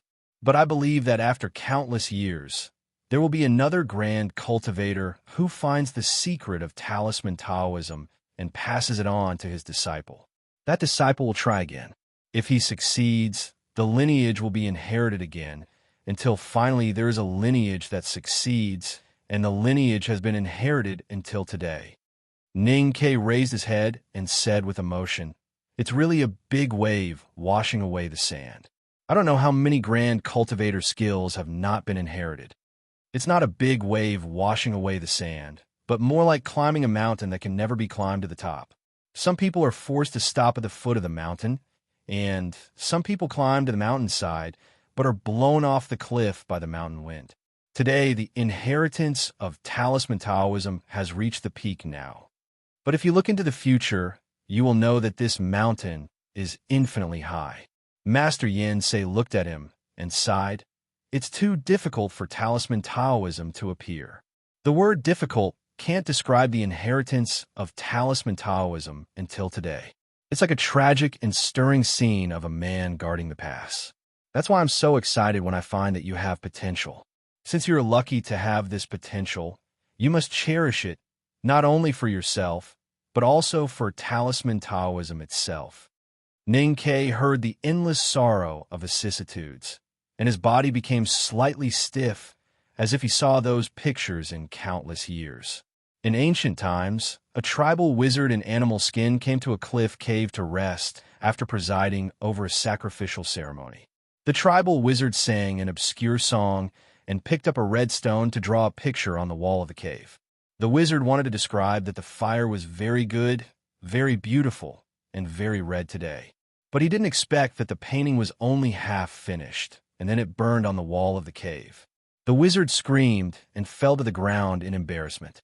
He kept kowtowing to the burning picture, and the animal skin on his buttocks kept trembling because of fear. The people in the tribe heard the wizard scream and rushed into the cliff cave. Then they also saw the burning picture and knelt on the ground in fear, crying and shouting, thinking that it was some kind of evil worship. The wizard was the wisest person in the tribe. After he calmed down, he drove everyone out of the cliff cave. The burning picture gradually went out, and he looked at the remaining black marks on the wall of the cave. After hesitating for a long time, he nervously stretched out his fingers to touch it. Gradually, his eyes brightened, and he turned around to find the red stone in the cave and tried to draw the picture again with trembling hands. After that day, the wizard could no longer draw the burning picture, but he had become the greatest wizard around the plateau. Countless people died in the war between the Central Plains and the wilderness. Blood soaked the black wilderness, soaking the grass and mud into something like chili. A practitioner from Min Mountain silently squatted in the wilderness, looking at the body of his brother in front of him. He held a branch in his hand and drew on the blood and mud unconsciously. Not far behind him, the black and red wilderness seemed to come alive. It kept arching up and then scattered. Countless earthworms and insects panicked and scattered, as if there was a big mutated earthworm underneath. A disciple held the original Fu character left by his teacher and kept copying on the yellow paper. He copied it from teenager to an old man until his hair turned white. The yellow paper behind him filled the whole room, and cobwebs formed on the beams. He kept copying. Someone sat on a high peak of Zhongli Mountain, holding a drawing board in his arms and various colors of paint beside him. He looked at the clouds and the mountain and painted from dawn to dusk, and then welcomed the sunrise. Winter passed, spring came, and summer came. He kept on drawing. From ancient times to the present, those who were extremely lucky or accidentally entered Talisman Taoism, and those disciples who wanted to master Talisman Taoism kept on copying the traces between heaven and earth and kept on thinking about the article in their hearts. They finished the paper in their rooms, used up their brushes, painted the rivers and mountains, and dyed the pools black. Maybe they succeeded, maybe they failed, but they had been working hard and trying. It was because of this kind of hard work and trying that the mysterious gift that Hao Ian had given to mankind was not completely taken back. It had been passed down to this day after danger. Every talisman master has the obligation to pass down what he has learned in his lifetime. Perhaps it can be said that this is a responsibility that we cannot refuse, because those predecessors did exactly this. They exhausted all their strength and spirit to let the talisman Tao still exist in our world. Master Yin Sei looked at Ning Ke, who lowered his head and said with a dignified expression, "I am satisfied to have a successor like you. However, it is sad that the inheritance of Talisman Taoism, as I said before, can only pass on the spirit, but cannot pass on the technique. So whether the spirit of Talisman Taoism will not be cut off by me depends on you." Ning Ke bowed to him and said, "I will try my best not to let you down." Disappointed? What is disappointed? If I only hope that you can pass on Talisman Taoism, then I believe you will not let me down because I have a pair of divine Talisman Master's eyes. I know it is not difficult for you, but my hope for you is not limited to this. I always think that there's a kind of power that limits the inheritance of Talisman Taoism. Including me, no divine Talisman Master in the world can really see through Talisman Taoism. Since we can't see through it, naturally we can't pass on the core and also the simplest truth of Talisman Taoism. I'm too old to cross that threshold. If you have the opportunity to cross that threshold in the future, then I believe that the inheritance of Talisman Taoism will become an easy thing. At that time, with Talisman Taoism, you can create mountains and rivers by waving your hands. It sounds like a miracle, but I firmly believe that one day people can do it, and it should be something that Talisman Taoism must do. Master Yin Sei looked at him and said quietly, Ninkei, I hope you can become such a person. The greater the disappointment, the greater the hope. If Ninkei didn't want to let Master Yensei down, he had to carry this heavy hope. He looked at the opposite side and felt that there were two mountains on his shoulders. Can I become such a person? You have to become such a person. Ninkei looked at the old and sad face of Master Yensei and suddenly said, Master, please tell me the most basic thing. Master Yensei stared at Ninkei's eyes for a long time. The emotion on his wrinkled face disappeared, and a smile gradually appeared on his face. He comforted Ninkei and said softly, The journey of thousands of miles starts with your feet. I wish you a pleasant journey. How can I draw a talisman? First of all, you have to feel the chi of heaven and earth. The more delicate, the better. Then, according to what you see, you can draw the traces of the chi of heaven and earth. How can I draw if I can't see it? Cultivators never see the world with their eyes. That's the feeling. Yes, draw according to your feeling. Can I draw randomly? Then you should poke your eyes to blind first. Master Yensei stared at him angrily, took out a few books from behind, and threw them to him. Ninkei was almost smashed to death, because what he caught was not just a few books, but dozens of books. Each book was very thick, and together they seemed to be heavier than Shun Pippi. He didn't know when the old Taoist secretly moved them from the carriage. Ninkei picked up a book and opened it. Looking at the meandering lines on the front page, he found that they were not words, and they were so ugly that they could not even be called abstract paintings. He asked blankly, Are these talismans? Yes, these are the talismans I have collected in my life, most of which are Taoist talismans. Master Yensei poured a cup of tea for himself to moisten his throat, and then he raised his head and continued. These are the crystallization of the wisdom of the predecessors. When you study the traces of heaven and earth, don't forget to refer to these talismans. As I said before, these are the articles written by the talisman masters of the previous generation with their characters. Even if you are good at plagiarizing and can write all the models from memory, the marking teacher still can't understand them. Ninkei regretfully said, I know, the marking teacher's surname is Tion and his given name is D, and he is illiterate. Then he asked confusedly, Since I can't plagiarize, what's the use of learning these talismans of the previous generation? Just like perceiving the nature talismans of heaven and earth, these talismans are just for reference. You can't be bound by these traces, but should forget these traces through observation, comprehend their spirit, and finally find your own suitable traces. Forget the traces and comprehend the spirit? Isn't this the same as forgetting the form and comprehending the meaning? Ninkei suddenly thought of the process of reading books in the old library this year, and could not help but be shocked speechless. It turned out that the 8 strokes calligraphy of Yong that he made should be used at this moment. Master Yensei saw his shocked expression, frowned, and asked. After a moment of silence, Ninkei honestly reported his past of reading books in the old library of the academy to the master, and also mentioned the origin of the chicken soup calligraphy. That day, I found that I could barely understand some of the characters left by the talisman masters by using the 8 strokes calligraphy of Yong. Because of joy, I went to the House of Red Sleeves to drink to celebrate. As a result, I drank too much and wrote the chicken soup calligraphy. Probably because I was too drunk to think, I wrote all the strokes that I comprehended in the 8 strokes calligraphy of Yong into that calligraphy, and then it caught your attention. After saying this, Ninkei subconsciously turned his head to look at the sky outside the pavilion, wondering if there was really God's will in the unseen world. Master Yensei smiled and said, It's not that Hao Hian chose you, but that you have the ability and talent to win this choice. Master, just now, when you drew casually, a handful of clear water hit my face. I know it's a talisman, but can fingers draw talismans in the air?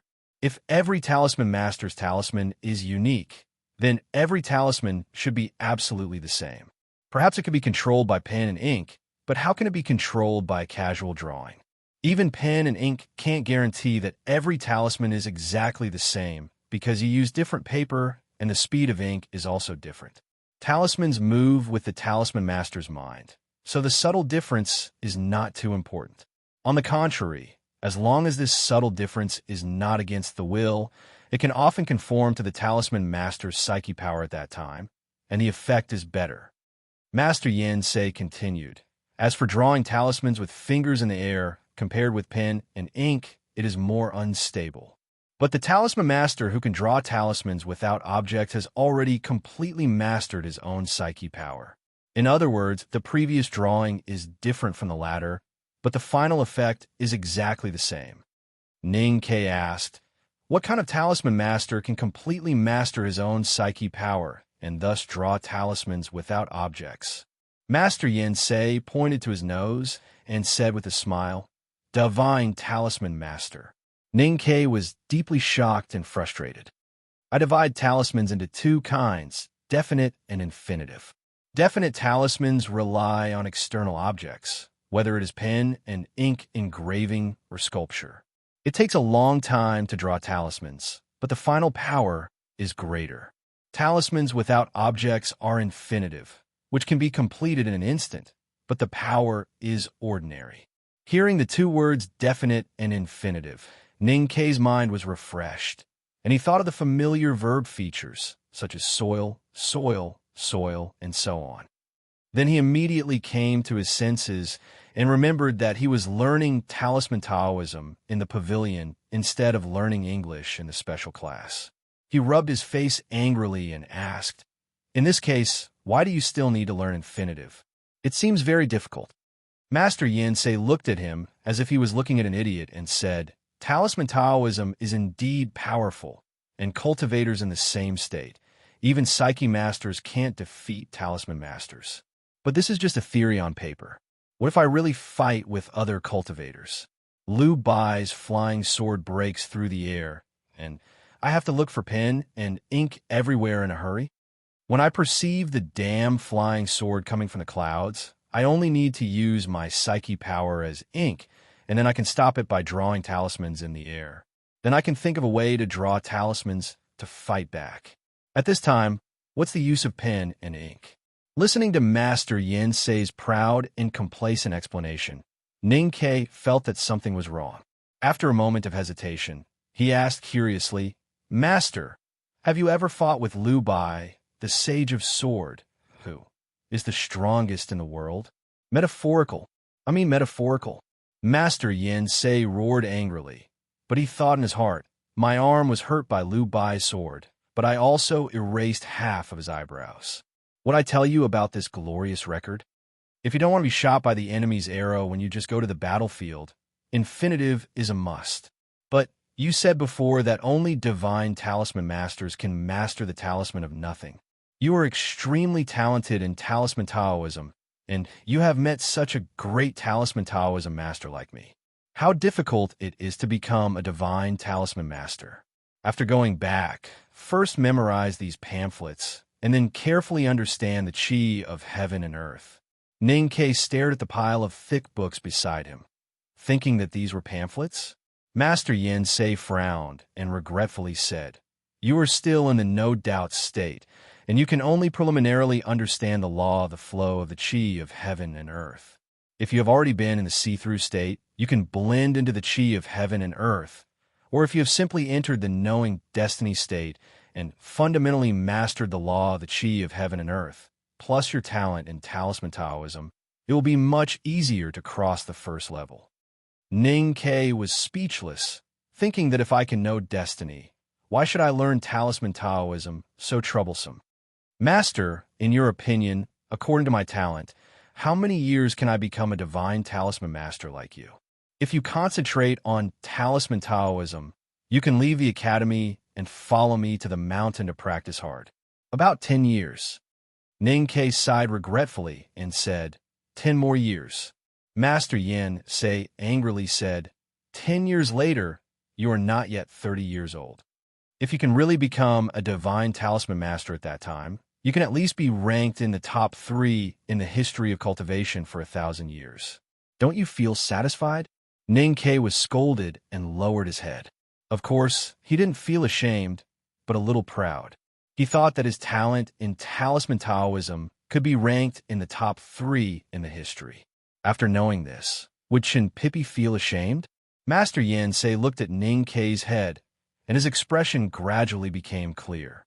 He thought silently, "Unfortunately, I am afraid that I can't teach you for 10 years. Ning Kei suddenly thought of a very important thing. He looked up at Master Yansei and said seriously, "Master, since I am determined to learn talisman Taoism from you, should I change the way I call you teacher?"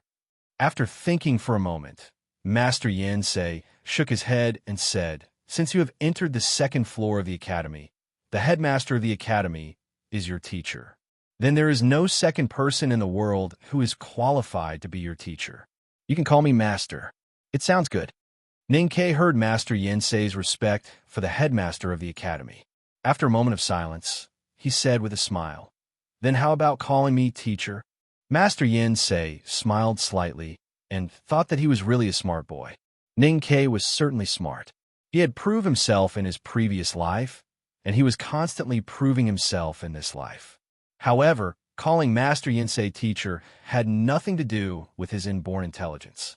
It was the ability to observe people's words and flattery that had been tempered by years of difficult survival in the world. According to Master Yansei, there was no second person in the world who was qualified to be compared with the headmaster of the academy. The headmaster of the academy was now his teacher, and others were naturally embarrassed to be his teacher. But after listening to him for a long time in the pavilion, Ning Kei deeply felt that Master Yansei attached great importance to the inheritance of talisman Taoism and himself.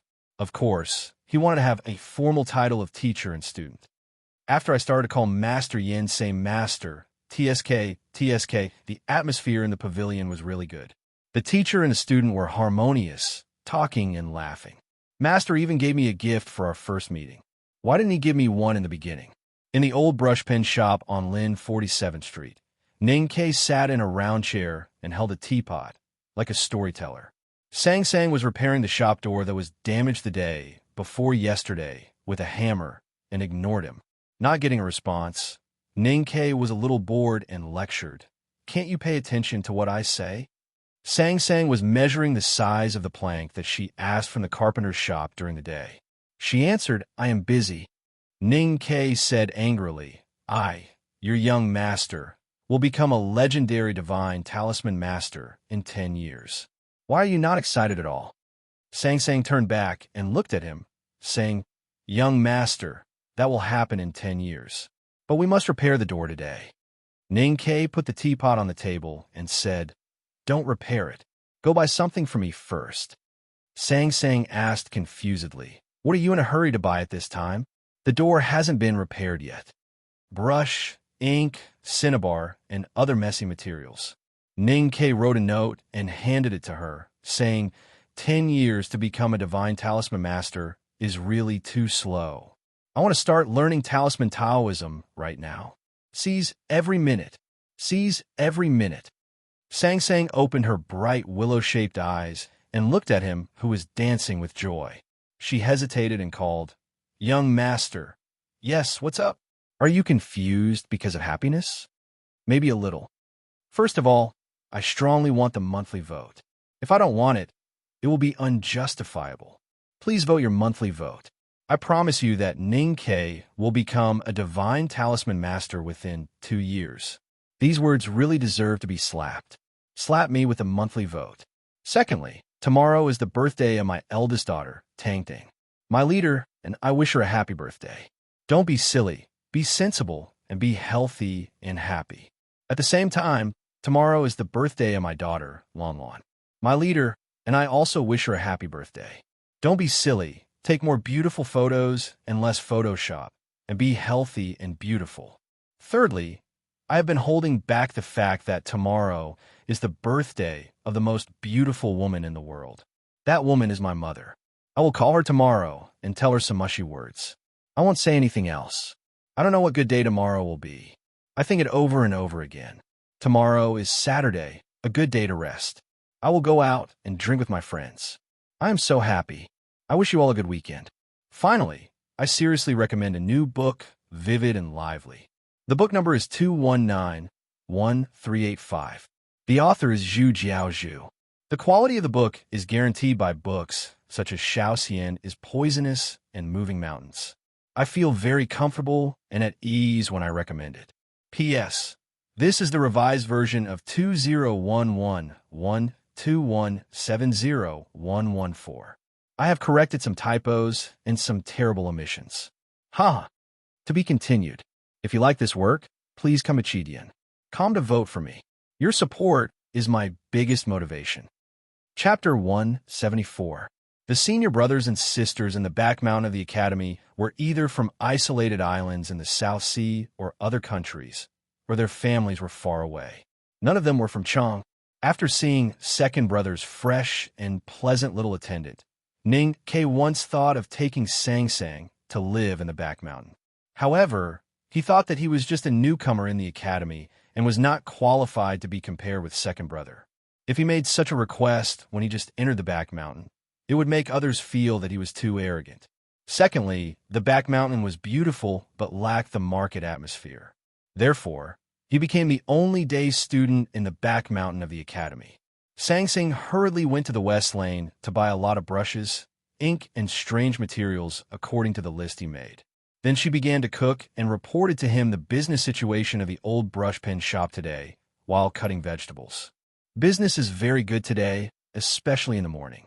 The doorsill was almost trampled. Didn't I repair the door yesterday? But it was not strong enough, and today it was squeezed a little. After confirming that you're not at home, the number of customers decreased in the afternoon. Sang Sang suddenly thought of something.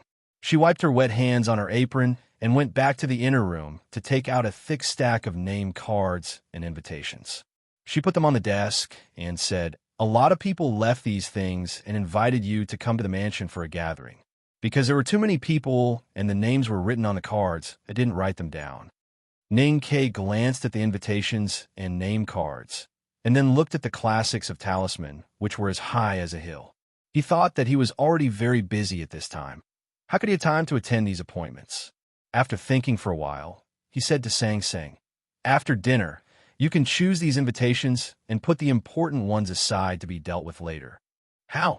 How to deal with them? Sang Sang asked seriously. As Ning Ke's little handmaiden, she had never had the experience of dealing with these big shots of the empire and did not know which invitations were important. Choose them like vegetables.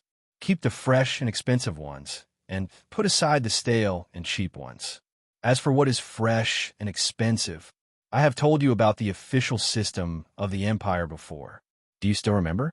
Anything with a high official position is expensive. Let me handle it. I'll write a reply, first to show my courtesy. I think those officials only want my words. Hearing his answer, Sang Sang frowned slightly and said in a low voice, "Young master, your words can be sold for money now. Isn't it a pity to write a reply and send it back?" Ning Ke smiled and continued to concentrate on reciting what he saw in front of him. He had only read less than half of the dozens of thick classics of Talisman characters. He really had no time to think about other things. Master Yin Sei gave him a total of 33 ancient books of Talisman characters, which recorded the Talisman characters left by the previous Talisman masters. There were a total of 387 books of Talisman characters and 247 talismans, which was as vast as the sea. Ning Ke first skimmed through it roughly. He stared at those talismans that had different faces and seemed to have nothing in common with each other for a long time, but he found nothing. Instead, he frowned more and more.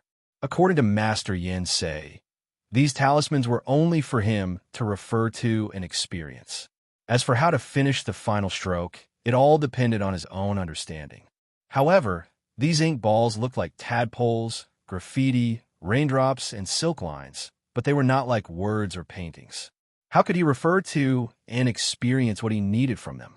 He randomly picked out a book from the pile of ancient books and found that it was the first part of the third volume, which was the beginning of the water scroll. Ning Ke was slightly refreshed and thought that since it was the beginning, it probably had something to do with water. And water was the most indispensable and intimate thing for human survival. Perhaps it would be easier to experience it. There were 4 pages in the first part of the water scroll. Ning Ke carefully read from the beginning to the end and found that there were many similarities among more than 100 talismans drawn on the 4 pages. Most of them were 6 ink lines from top to bottom, but the thickness and the arrangement of the 6 ink lines were different. The strangest talismans were that the 6 ink lines were even completely entangled with each other. Are these all the characters of water? One is more than another? Ning Ke frowned and stared at the talisman at the top of the water scroll. He stared at the 6 neatly arranged ink lines with a slight bend in the middle. His mind gradually calmed down, and the ink lines turned into streams of water in his eyes. He seemed to vaguely see rainwater sliding down from the eaves and falling into the rainwater accumulated on the bluestone slabs. Several raindrops bloomed and then merged with the surrounding rainwater again. There were materials such as writing brush, ink, and cinnabar on the desk. These things he ordered Sang Sang to buy were common and cheap, but according to Master Yen Sei, they were all necessary materials for writing talismans. Ning Ke no longer looked at the 6 ink lines on the book. He poured water into the inkstone and began to grind the ink blocks slowly. When the ink could no longer be separated, he took a brush from the shelf and gently dipped it into the inkstone to absorb the ink until it was full. His movements were gentle and calm, but in fact, he was making the psyche power in his sense of perception slowly cross the snow mountain and ocean of qi, pass through the paper window, and fall into the well in the small courtyard according to Master Yen Sei's teaching. He was carefully experiencing the primordial qi of water. He picked up the writing brush and took out the inkstone, but his wrist was stiff above the inkstone, and he couldn't put the paper down. Ning Ke slightly frowned and looked at the 6 ink lines on the book again. He forcibly disassembled them in his sense of perception with the 8 strokes calligraphy of Yon. He only felt that the 6 ink lines suddenly separated and then quickly drifted away, turning into a dark rain cloud and shrouding his head. However, he didn't know why the dark rain cloud refused to drop a drop of water. His wrist slightly trembling, Ning Ke was ready to pick up the writing brush and put the paper down, but he finally stopped. He clearly felt that although he felt the well water and the meaning contained in the talisman, he still couldn't write his own talisman.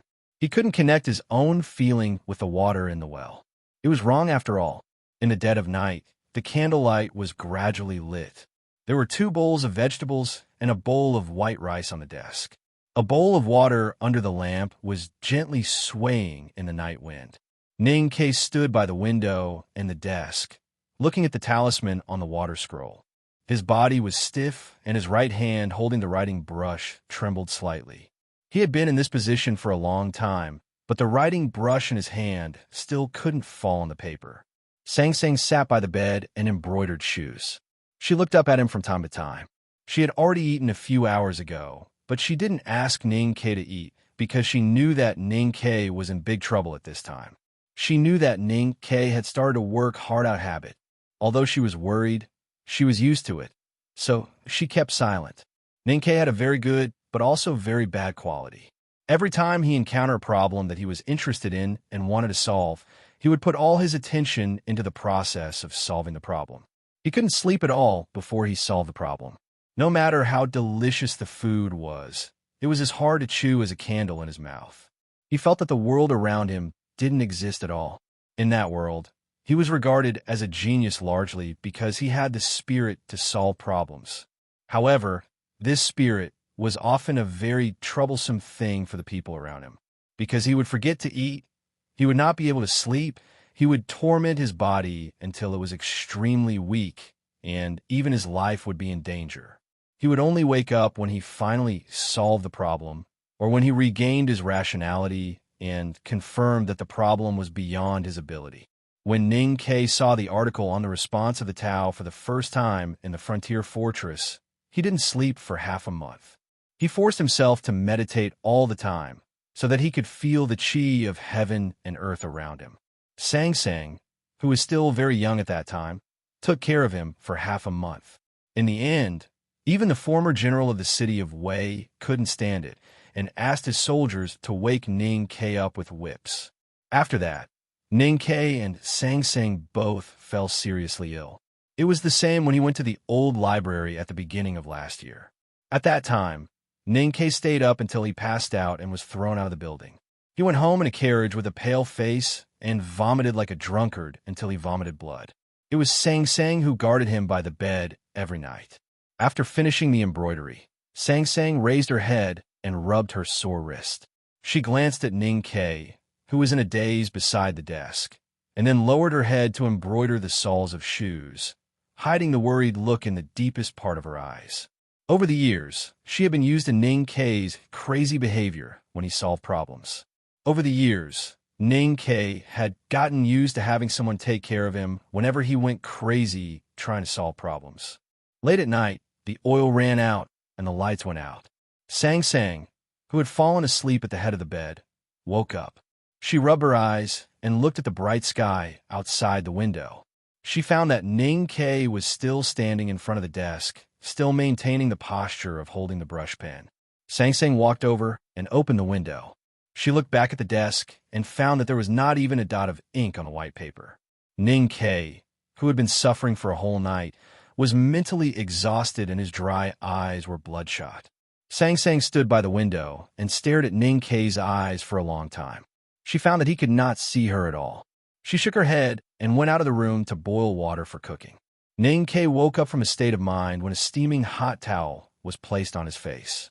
He swayed and sat on the chair. He found that his whole body was sore and painful, as if he was rusty. After rubbing his face with hot water, brushing his teeth, eating and drinking a pot of hot tea, Ninkei recovered a little. He picked up the water scroll from the desk and put it in his sleeve, ready to go to the academy. Standing in front of the old brush pen shop, he looked back at Sang Sang and said after a moment of silence, "The problem I encountered this time seems to be more troublesome than the previous ones. I may not be able to solve it, even after a few nights. From tonight on, you don't have to stay up with me. Although I have not been sick for more than half a year, you still have to take care of your body. If I am sick, I still have you to take care of me.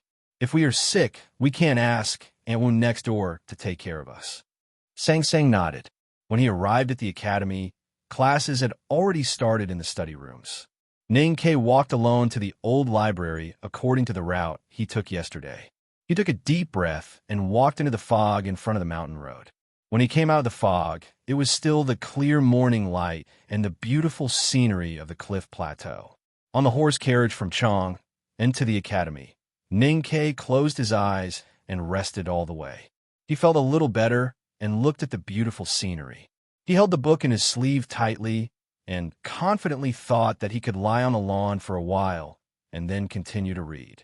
The academy's back mountain was a wonderful place, which might be helpful for him to comprehend talisman Taoism. When he was about to step forward, he suddenly heard a clear and beautiful voice beside him. "Youngest brother, you come at the right time." Ninkei turned his head and looked at Seventh Sister in the light yellow spring clothes of the academy. He hurriedly bowed respectfully and said, "Seventh Sister."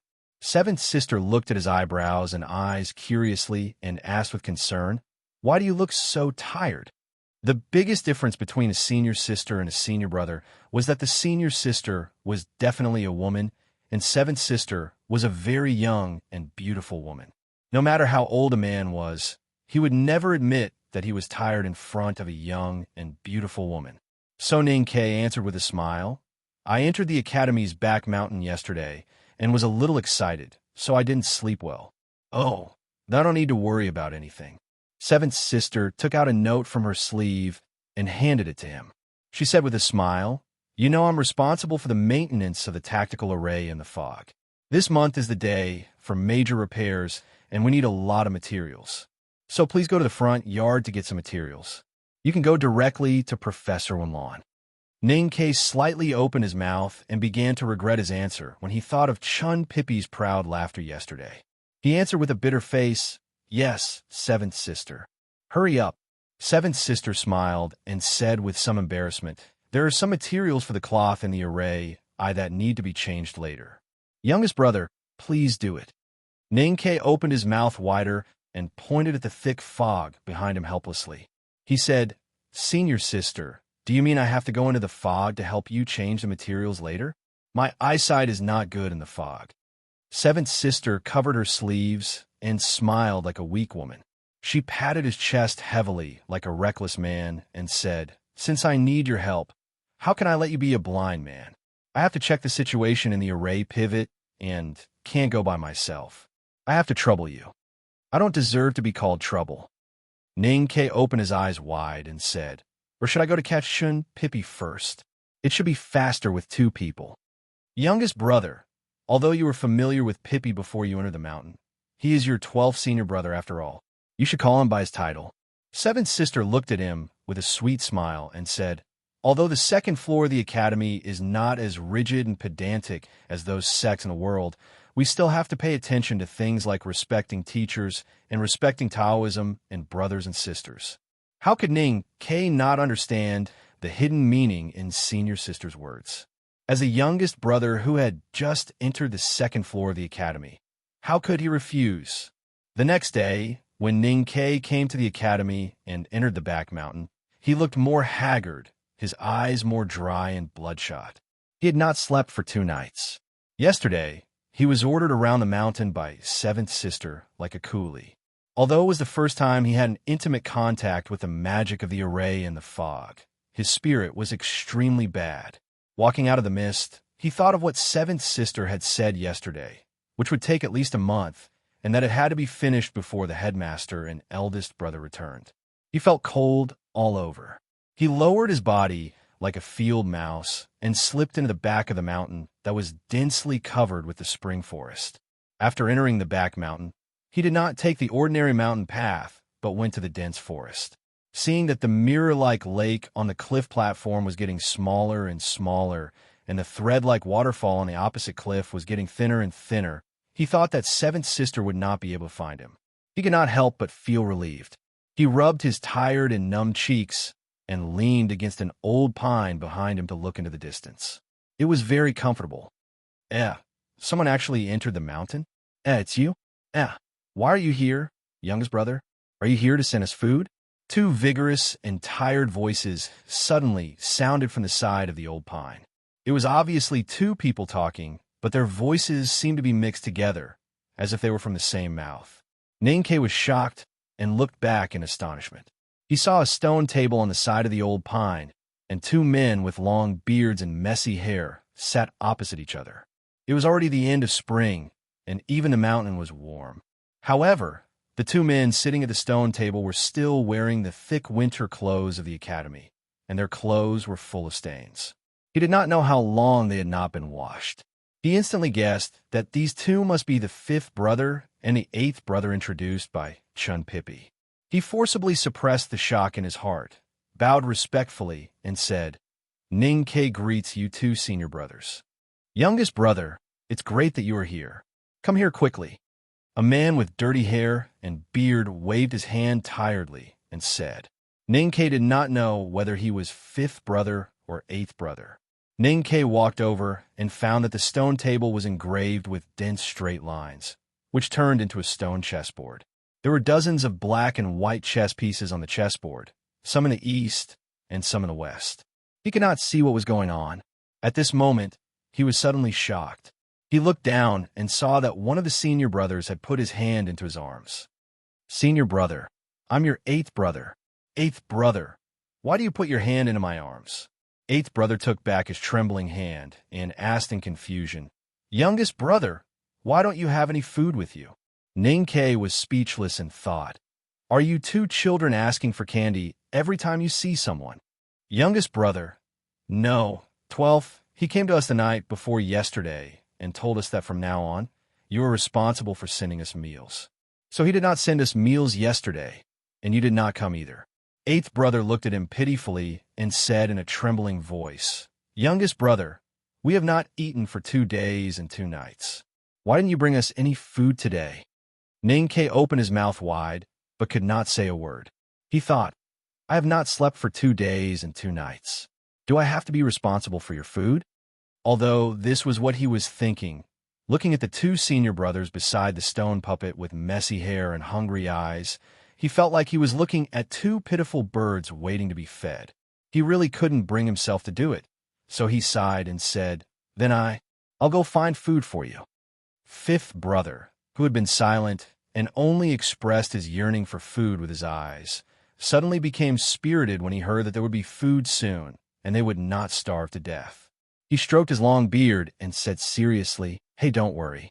You won't starve to death if you don't eat for a day." Eighth brother stretched out 3 fingers in front of fifth brother and said in a trembling voice, "You idiot, we have not eaten for 3 days." Fifth brother looked at Ninkei and said seriously as if he did not see the 3 fingers in front of him, "Next game, you first." Eighth brother took back his fingers and nodded in agreement. "Good, good. This is serious." Ninkei looked at the 2 senior brothers who were about to become hungry ghosts and thought speechlessly that they deserved to starve to death. On the 3rd day, when Ninkei left the old brush pen temple on Lynn 47th Street, the paper on the desk was still as white and clean as the first snow, without any ink stains. The morning light at the back of the mountain of the academy shone on his face, making his weariness and exhaustion in each of his eyebrows and increasingly bloodshot eyes clearer and more pitiful. He walked out of the clouds and walked to the mountain. Before he took 2 steps, he was blocked by a light yellow figure.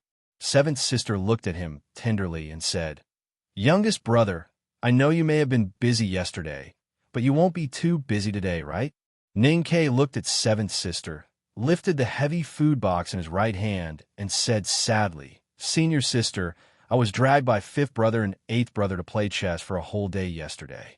I am in a hurry to send them food, otherwise they will really starve to death." "I see." Seventh sister slightly raised her eyebrows and said, "Don't be delayed by those 2 idiots in cultivation.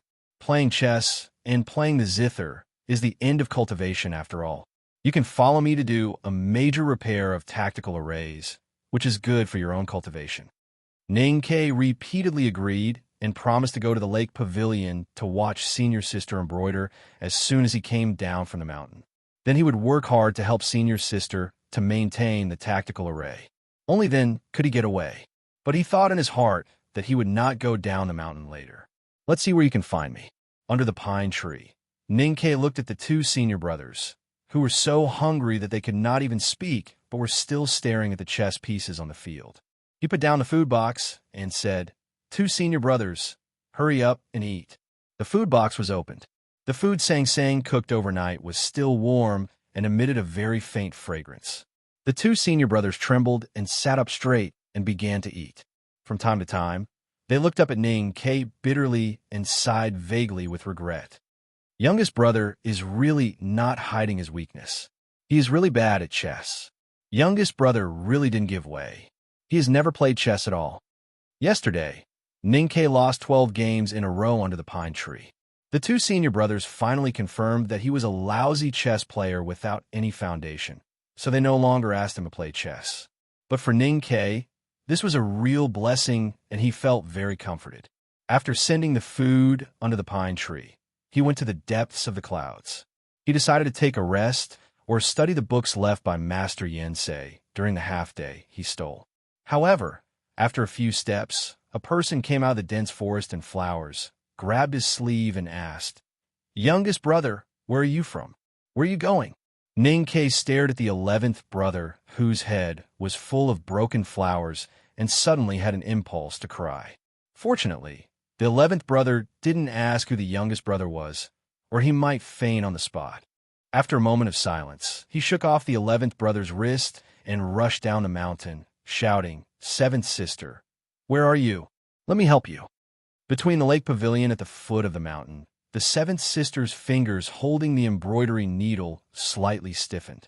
She looked up at the forest and thought in surprise, "Why is the new youngest brother so diligent? Compared with him, Pippi is totally a scum."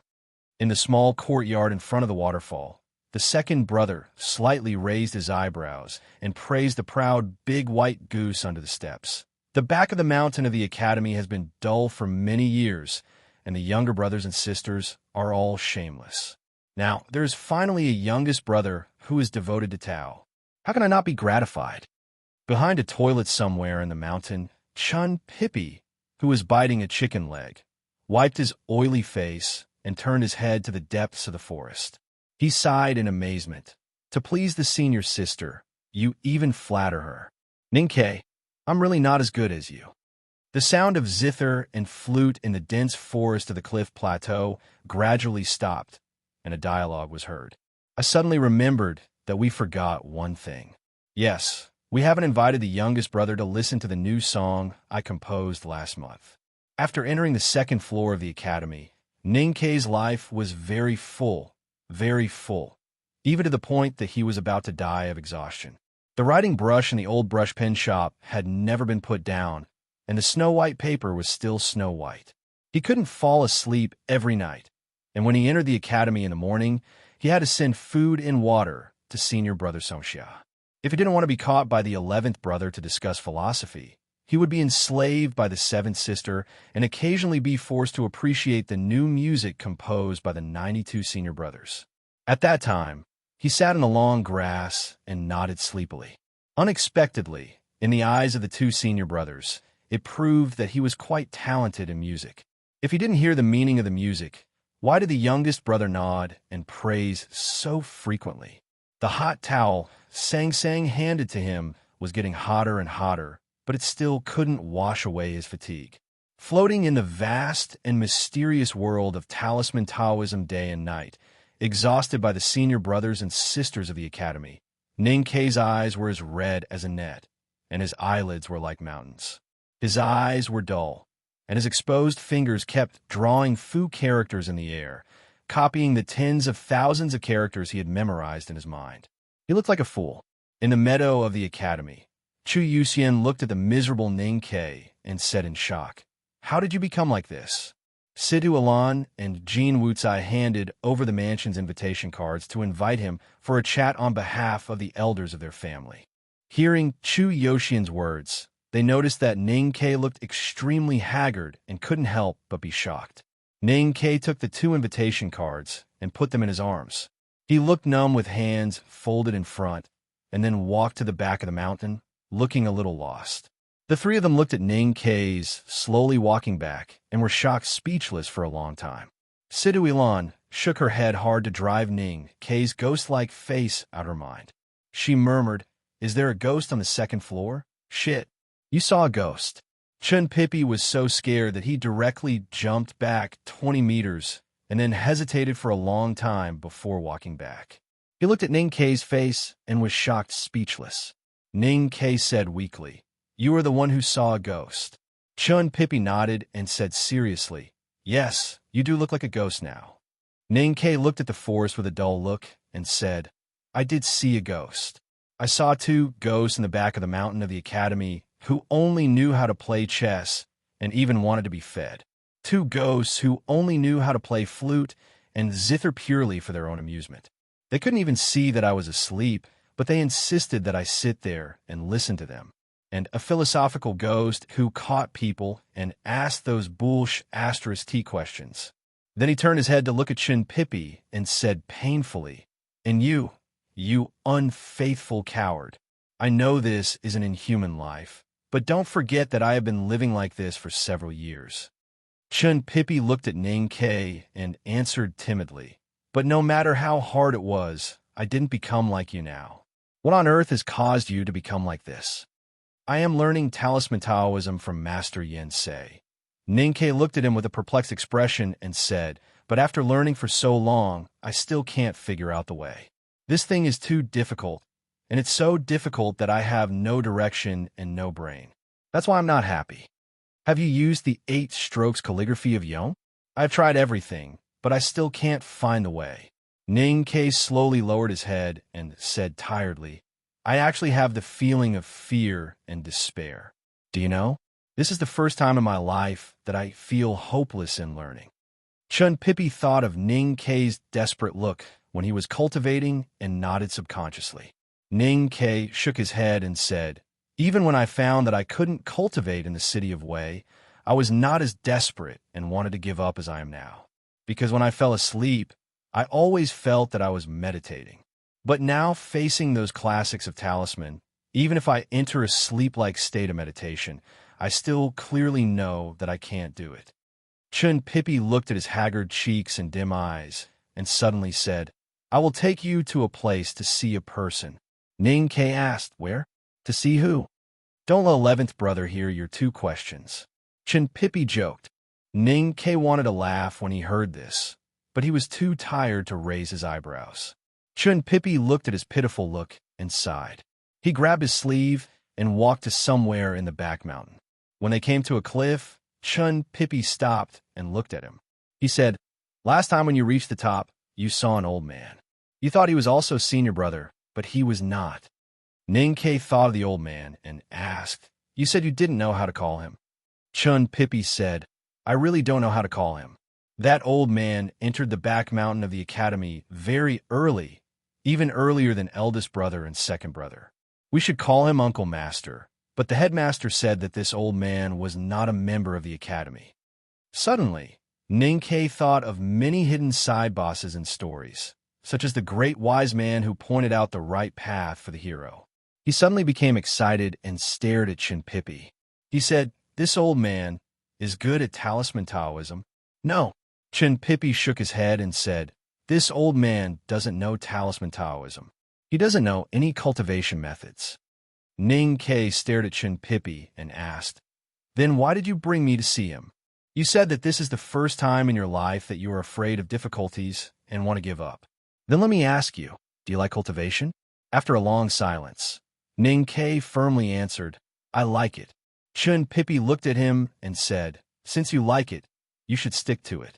I brought you to see this old man because I want you to see that a person who is really obsessed with something will never give up easily.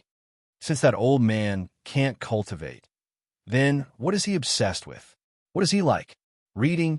Chen Pippi emphasized and said, He likes reading. This chapter has 8,000 words, so it takes a long time to write. I wish I could finish it in an hour, but it's really a fool's dream. But a fool is always cute. Ha! To be continued. If you like this work, please come to vote for me. Your support is my biggest motivation. Chapter 175. At the end of spring, in the Southgate Temple of Haoyan, the green trees and dense flowers were beautiful. In the depth of the silent temple, Li Qingshan, the master of nation of Tang, looked at the dirty old Taoist and said after a long silence, I always think there are some problems with this method. What problems? Master Yin Sei looked at the teacup on the table and thought of the teacup in the pavilion that day. Li Qingshan said, Ning Ke has great potential, but after all, he is new to talisman Taoism. He's like a piece of white paper for others to paint. The exquisite knowledge of talisman Taoism is your lifetime understanding, and the dozens of classics of talisman Taoism are all the essence accumulated by our South School for hundreds of years. Now, that senior martial brother has thrown everything over. He doesn't care about it all. It's like pouring a basin of ink on a piece of white paper. It definitely won't be able to write any exquisite words. It will only become a piece of black paper. Master Yin Sei was silent. Li Qingshan said helplessly, Ning Ke is now a small teapot with an empty stomach. You've just opened a small opening, and you've already poured an ocean into it. Aren't you worried that he won't be able to hold on and die? If Ning Ke knew that you used something like a teapot to describe him, he might explode in anger without any ocean of knowledge. Master Yin Sei smiled and then looked at Li Qingshan seriously, saying, Ning Ke is a piece of white paper, but it is the largest piece of white paper I have ever seen. Neither you nor I have the experience to paint on such a piece of white paper, so I can only pour this basin of ink on it and let him turn it around by himself. Since he can't paint with a bare pen, let this piece of white paper carry the ink to paint by itself. As for what he can paint in the end, it depends on his understanding and perseverance. As for the analogy of the teapot, I admit that it may be embarrassing for Ning Ke to put my lifetime understanding and the essence accumulated by the South School for hundreds of years into his mind in such a short time. However, you have to admit that although this method is simple and crude, it is the fastest and most effective way. As long as his little teapot is not broken, there will be tea that will burst out one day. But it is also the most dangerous and unreliable method. Li Qingshan looked at Master Yin Sei and said in a low voice, What if this piece of white paper is directly stuck to the floor by the ink? What if this little teapot breaks into countless pieces before the pleasant tea can be forced out from the mouth? Ninkei is not only your successor, but also a student of the headmaster of Academy. He is also a young man whom His Majesty has high hopes for. I don't understand why senior brother is so anxious about him. There are many more conservative and reliable methods. Because he is anxious, I am anxious, and the world seems to be anxious too. Master Yin-sei looked up at the northern sky outside the Southern Gate Temple and said slowly, 10 years to become a divine talisman master? My student's ambition is more than that, and so am I. Since the world has begun to be turbulent, I think it will be difficult to leave a stable and conservative cultivation environment for Ning Quebec. Most importantly, I have recently found that time is running out. Li Qingshan looked at Master Yin-sei's old face. After a long time of silence, he said sadly, I see. Looking at Master Yin-sei's old back, Li Qingshan suddenly said, Senior brother, don't go to play these days. Stay in the temple and talk with me. We have been in the same school for decades, but we haven't even played a game of chess. Master Yin-sei did not look back. He smiled and waved his hand. He said in a hoarse voice, You are not a young and beautiful girl. It is really boring to talk and play chess with you. Don't worry, I will come back to see you for the last time when I die. Master Yin-sei did not look back. He smiled and waved his hand. He said in a hoarse voice, You are not a young and beautiful girl. It is really boring to talk and play chess with you. Don't worry, I will come back to see you for the last time when I die. Li Qingshan withdrew his gaze and looked at the small teapot on the stove beside the table that spurted out steam. He was speechless. He thought, Senior brother, since you've decided on making a stove to boil tea, all I could do is think of some ways to help this little guy. After Master Yin-sei left South School Temple of Haotian Taoism, he went directly to the House of Red Sleeves and came to the small courtyard that he was most familiar with. Dewdrop was counting the silver notes with her maidservant at this time. They really made a small fortune by selling the rubbing of chicken soup calligraphy these days. Suddenly, they heard the sound of the door and saw the dirty old Taoist standing at the gate of the courtyard. She immediately got up in surprise. In the past, she only thought this old Taoist looked wretched and generous, so she treated him patiently. Now, she already knew his real identity. She did not dare to act coquettishly and hurried to greet him as fast as she could. Master Taoist is here.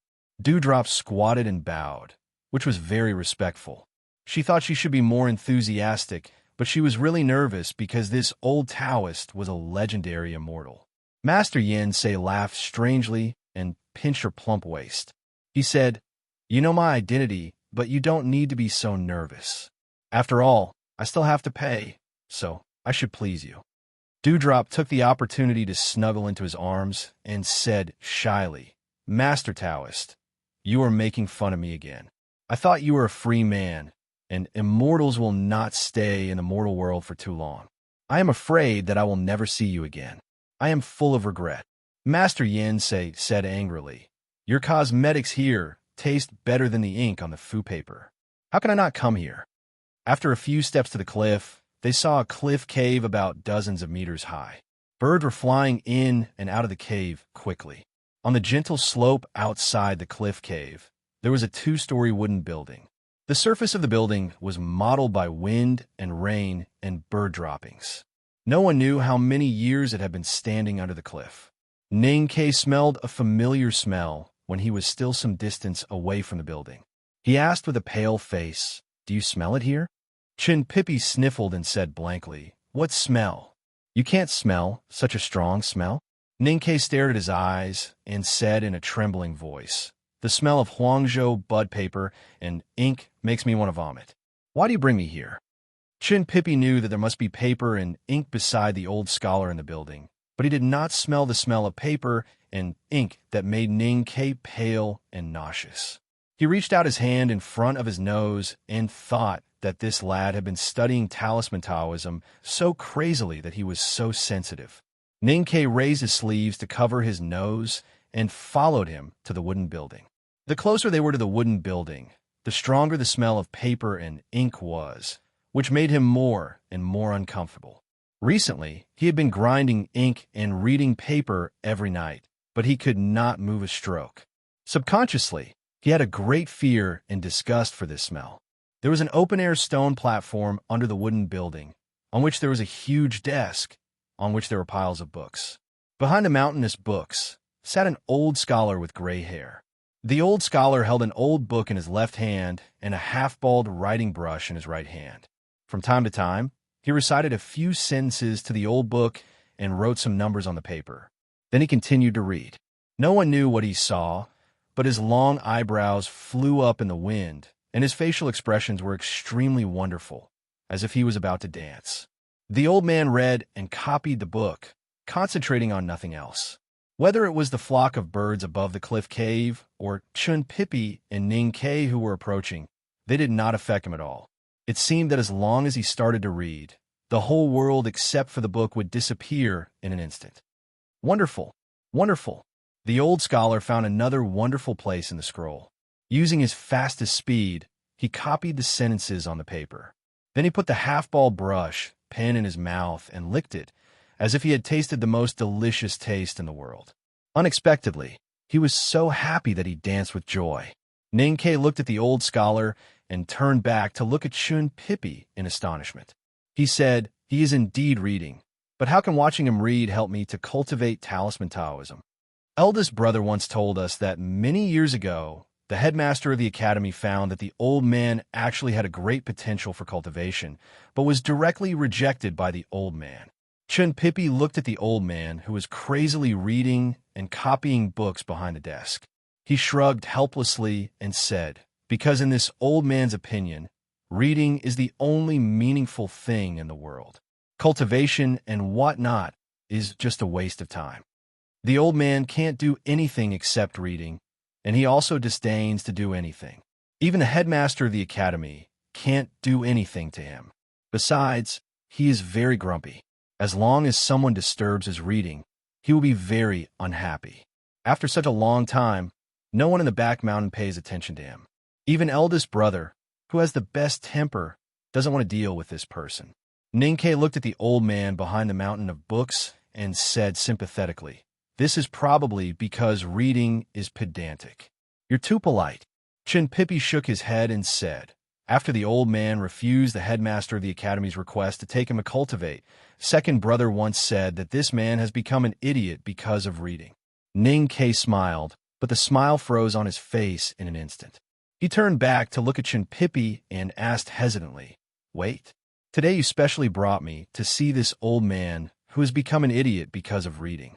Do you want to use this example to tell me that I have been studying talisman Taoism crazily these days, and I will eventually become an idiot like him if I go on like this?"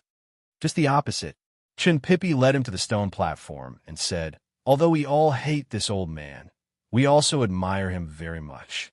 I brought you to see him because I want to tell you that you think you can look down on your peers with perseverance and diligence. But in fact, there are many people in this world who can do it, and they can do it better than you." Ning Kei was a little confused and followed him to the stone platform.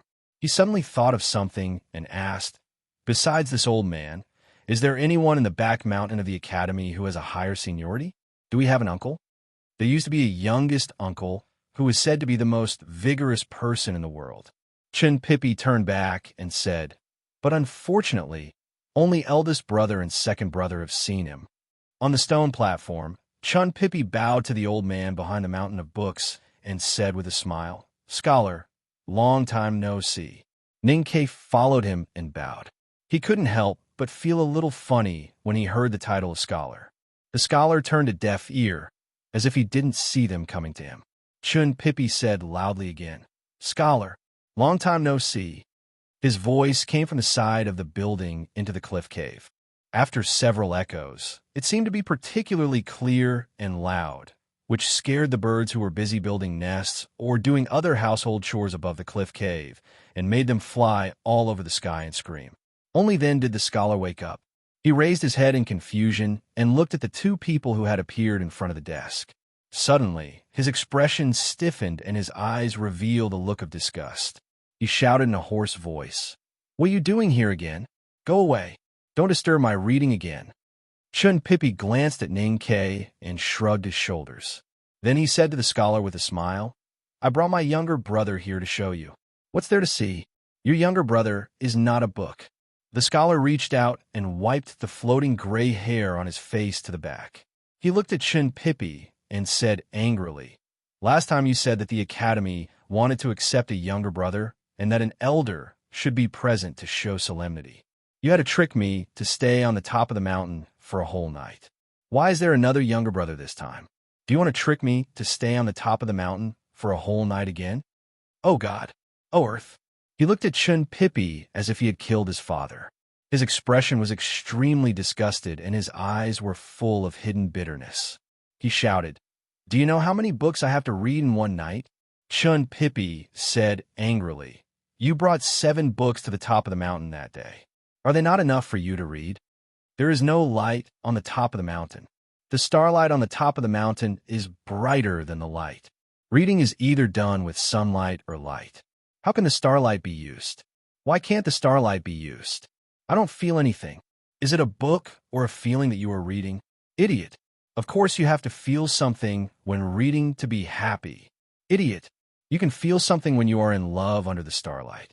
Why can't you feel anything when reading? The two were shouting and spitting at each other by the desk. Ning Ke had long been dumbfounded listening to them.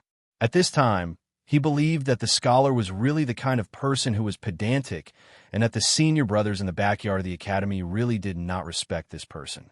The scholar was so angry that his face turned red and his chest kept heaving. He was old and weak, so he was obviously no match for Chun Pippi in a quarrel. Moreover, he quickly realized that Chun Pippi specially came to quarrel with him today. His purpose was very obvious, which was to distract him from reading. He thought that he had guessed Chun Pippi's sinister intention. So how could he let him succeed? I don't want to talk to you anymore, he said sadly. How can I finish so many books if I don't hurry up? Do you know what you are doing? You are killing my life and destroying my life.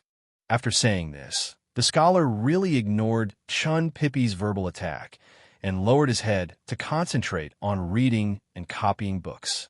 Ning Ke looked at the densely packed books on the bookshelves in the building and frowned slightly. He said, Although there are many books here, if he concentrates on reading, he can finish them in a few years. Even with the books in the old library of the academy, it should not make him so miserable. Hearing this, Chun Pippi shook his head with a bitter smile and led him to the cliff cave. The cliff cave was strangely kept dry. There were some faint cracks in the rocks at the top, so it did not seem dark. There were even some unknown trees in the cave, with birds flying around and singing in the treetops. Ning Ke's eyes looked around the cave and then fell on the cliff wall. His body suddenly became stiff, and he could no longer speak. There were many wooden shelves on the cliff. It looked like a bookshelf that had been magnified countless times. There were no nests, no treasures, no statues, no potted plants on these wooden shelves. There was only one thing. That was books. Innumerable books. A whole cliff wall of books. Books all over the mountain and wilderness. Since the academy was founded, it has never stopped collecting books. For thousands of years, it has collected countless books from ancient times to today. All of them are here. Therefore, the pain of a scholar is actually really painful.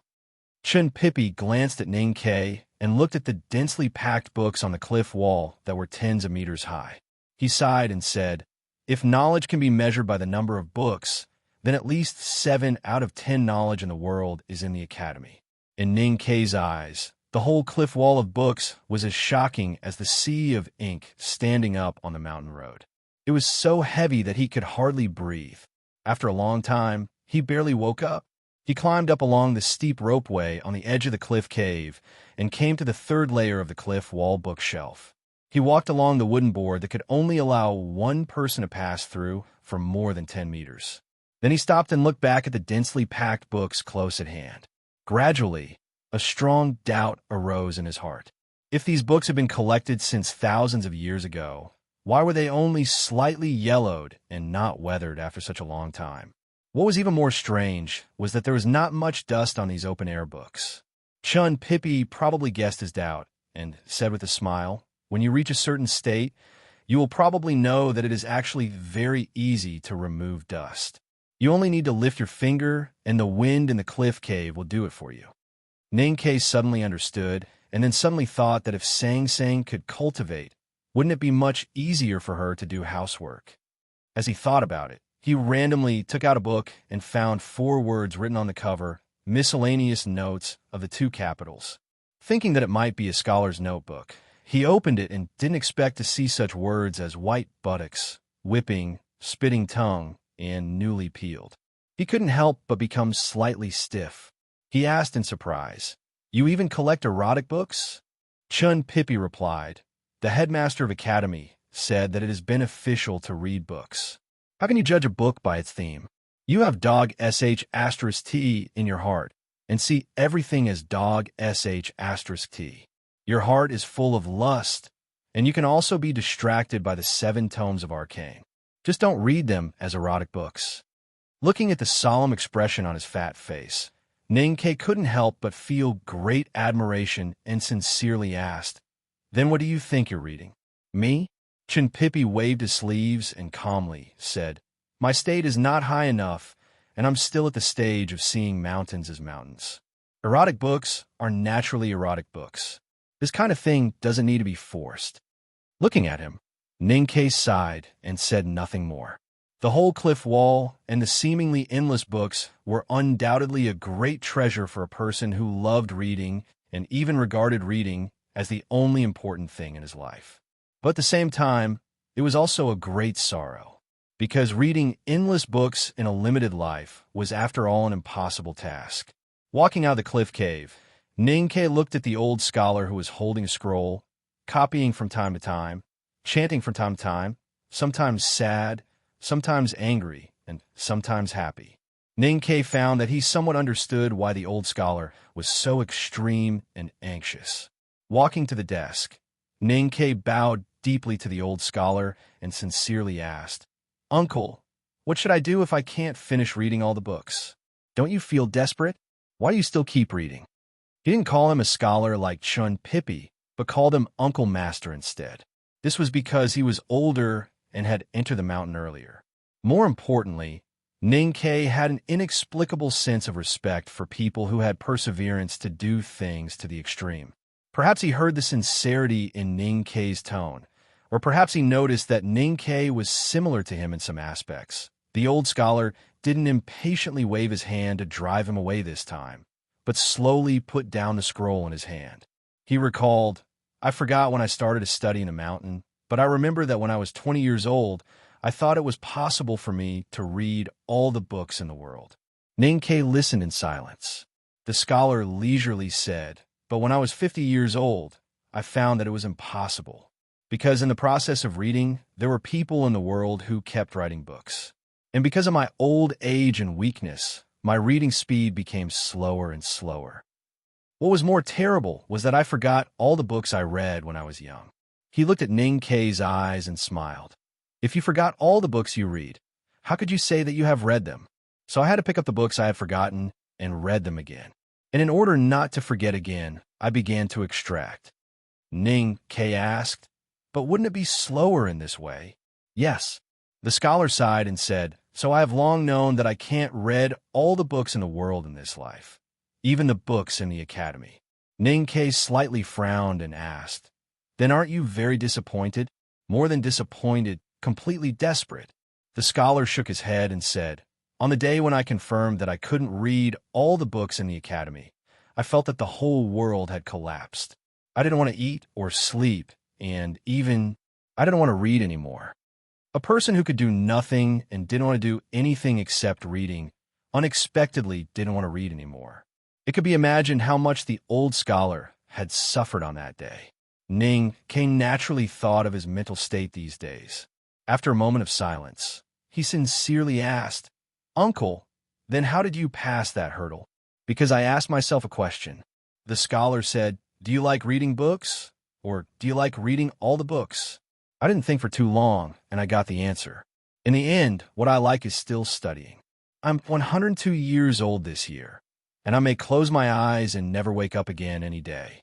But I can never be sure that I will die on that day. So as long as I keep reading, it doesn't matter if I can't finish reading. I can still comfort myself and confirm that I am doing what I want to do every minute and second before I die, which makes me happy and satisfied. Do you like cultivation, or do you like killing people after reaching a certain realm? I need to think about this question carefully. Walking on the mountain road at the back of the mountain of the academy, Ninkei recalled the conversation he had with the old scholar outside the cliff cave. He vaguely understood something very important. Listening to the music coming from somewhere on the cliff plateau, he slowly stopped walking. Chun Pippi, who had been silent for a long time, looked at him and asked, "Have you thought it through?" "I've thought it through. In the end, I still like to cultivate." Ninkei listened to the melodious music and thought about these days in the academy's back mountain. The two Shixiang who were obsessed with chess and starving under the pine tree. The two Shixiang who were obsessed with zither and flute. The 11th Shixiang who had a head full of flowers and looked like a madman, but was quiet and at ease. The Shu who studied outside the cliff cave until he was 100 years old and still danced with joy. He also remembered how he rolled around excitedly in the Min Mountain forest when his archery skills improved, how he screamed with joy when the wind of blades at the frontier fortress of Wei grew fiercer, how he smiled while leaning against the west window of the old library last year, and how he stood stiffly by the desk every night. Everyone will encounter many problems. If you want to solve these problems, you must concentrate on doing it, which requires the craziest enthusiasm. But this kind of enthusiasm is not the weight of a mountain on your shoulders, but the joy that you most yearn for in the depths of your heart. Ninkei looked at the beautiful academy's back mountain and said, "I used to be obsessed, but these days I forgot that the essence of obsession is like. There is no false hope, so naturally there is no false disappointment, let alone despair. Life is like a question. There are all kinds of obsession, all kinds of likes. Do whatever you like, then I think there will be an answer to this question." Amended 201112192341.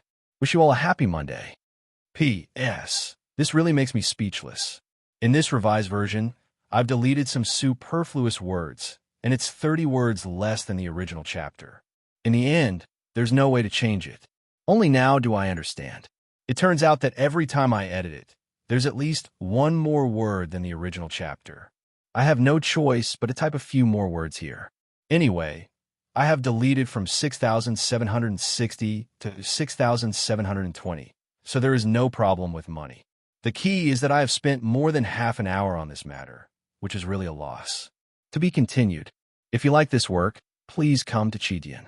Come to vote for it. Your support is my biggest motivation. Chapter 176. Chun Pippi sincerely praised him. That's a good sentence. Ninkei shrugged and said, "I often say beautiful words that even I don't expect." The two looked at each other and then laughed. The melodious music floating on the cliff platform had stopped. Ninkei got a temporary answer to the problem of obsession and happiness in life, and he was no longer as anxious and impetuous as before. He and Chun Pippi walked down the hill side by side, wondering if they should go to the old library for a nap. After returning to Lin 47th Street, perhaps he could take Sang Sang to go shopping and relax. Unexpectedly, the dense forest beside the road shook, and two people came out of it. Fortunately, there were two people who appeared, so it could not be the most helpless and painful 11th senior brother. Unfortunately, these two people were carrying a zither and a flute in their arms. Their academy uniforms were wide and large. They were Beigong and Shimin, the two senior brothers who were obsessed with music. "Youngest brother, I saw that you didn't nod frequently when listening to the song yesterday, so I guess that there must be something wrong with the song." Ninth brother Beigong Weiyang's eyes were also bloodshot. He pulled Ning Kei's sleeve enthusiastically and said, "Last night, Shimin and I stayed up all night and made some adjustments to the 3 connecting bars of the song. We are satisfied with it, but it's a song made by ourselves after all. It doesn't count if you're deaf and blind. We still need you to appreciate it." 10th brother Shimin Buhua held the zither and said sincerely, "Youngest brother, thank you for your hard work. Chun Pippi looked at Ning K sympathetically and thought that Ning K had just figured out those things on the spiritual level, but the chores around him were bothering him. As the youngest person in the back mountain of the academy, it was so painful that it made him want to cry. Ning K was slightly stunned. He looked at the two senior brothers in front of him and thought of the old man who was focused on reading beside the cliff cave. After a moment of silence, he smiled and bowed with hands folded in front and said calmly, "Two senior brothers, please forgive me for not listening to the song today. What can you do if you don't listen to the song? Are those guys asking you to play chess and debate?" Baigong Weiyong flicked his sleeves and said unhappily, "Little brother, don't make things difficult for yourself. I will stand up for you. Don't they know how precious your time is?" Hearing this, Ning K couldn't help but laugh.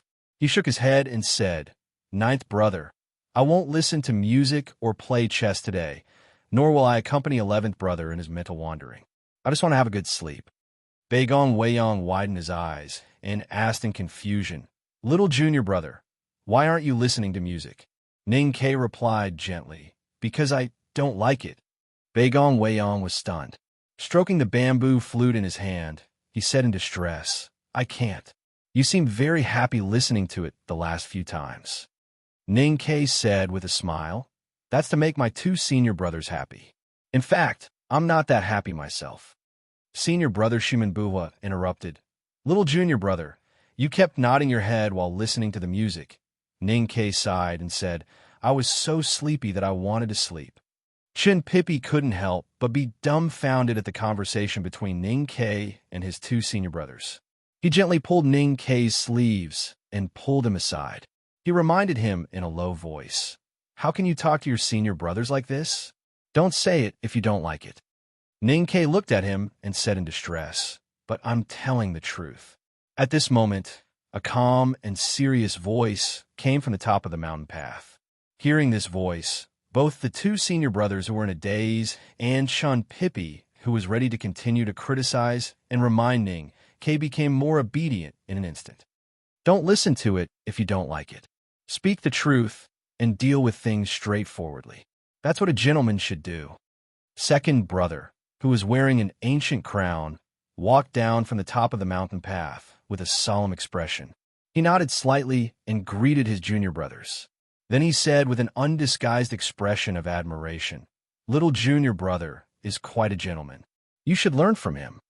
Hearing the praise, Ning K was stunned.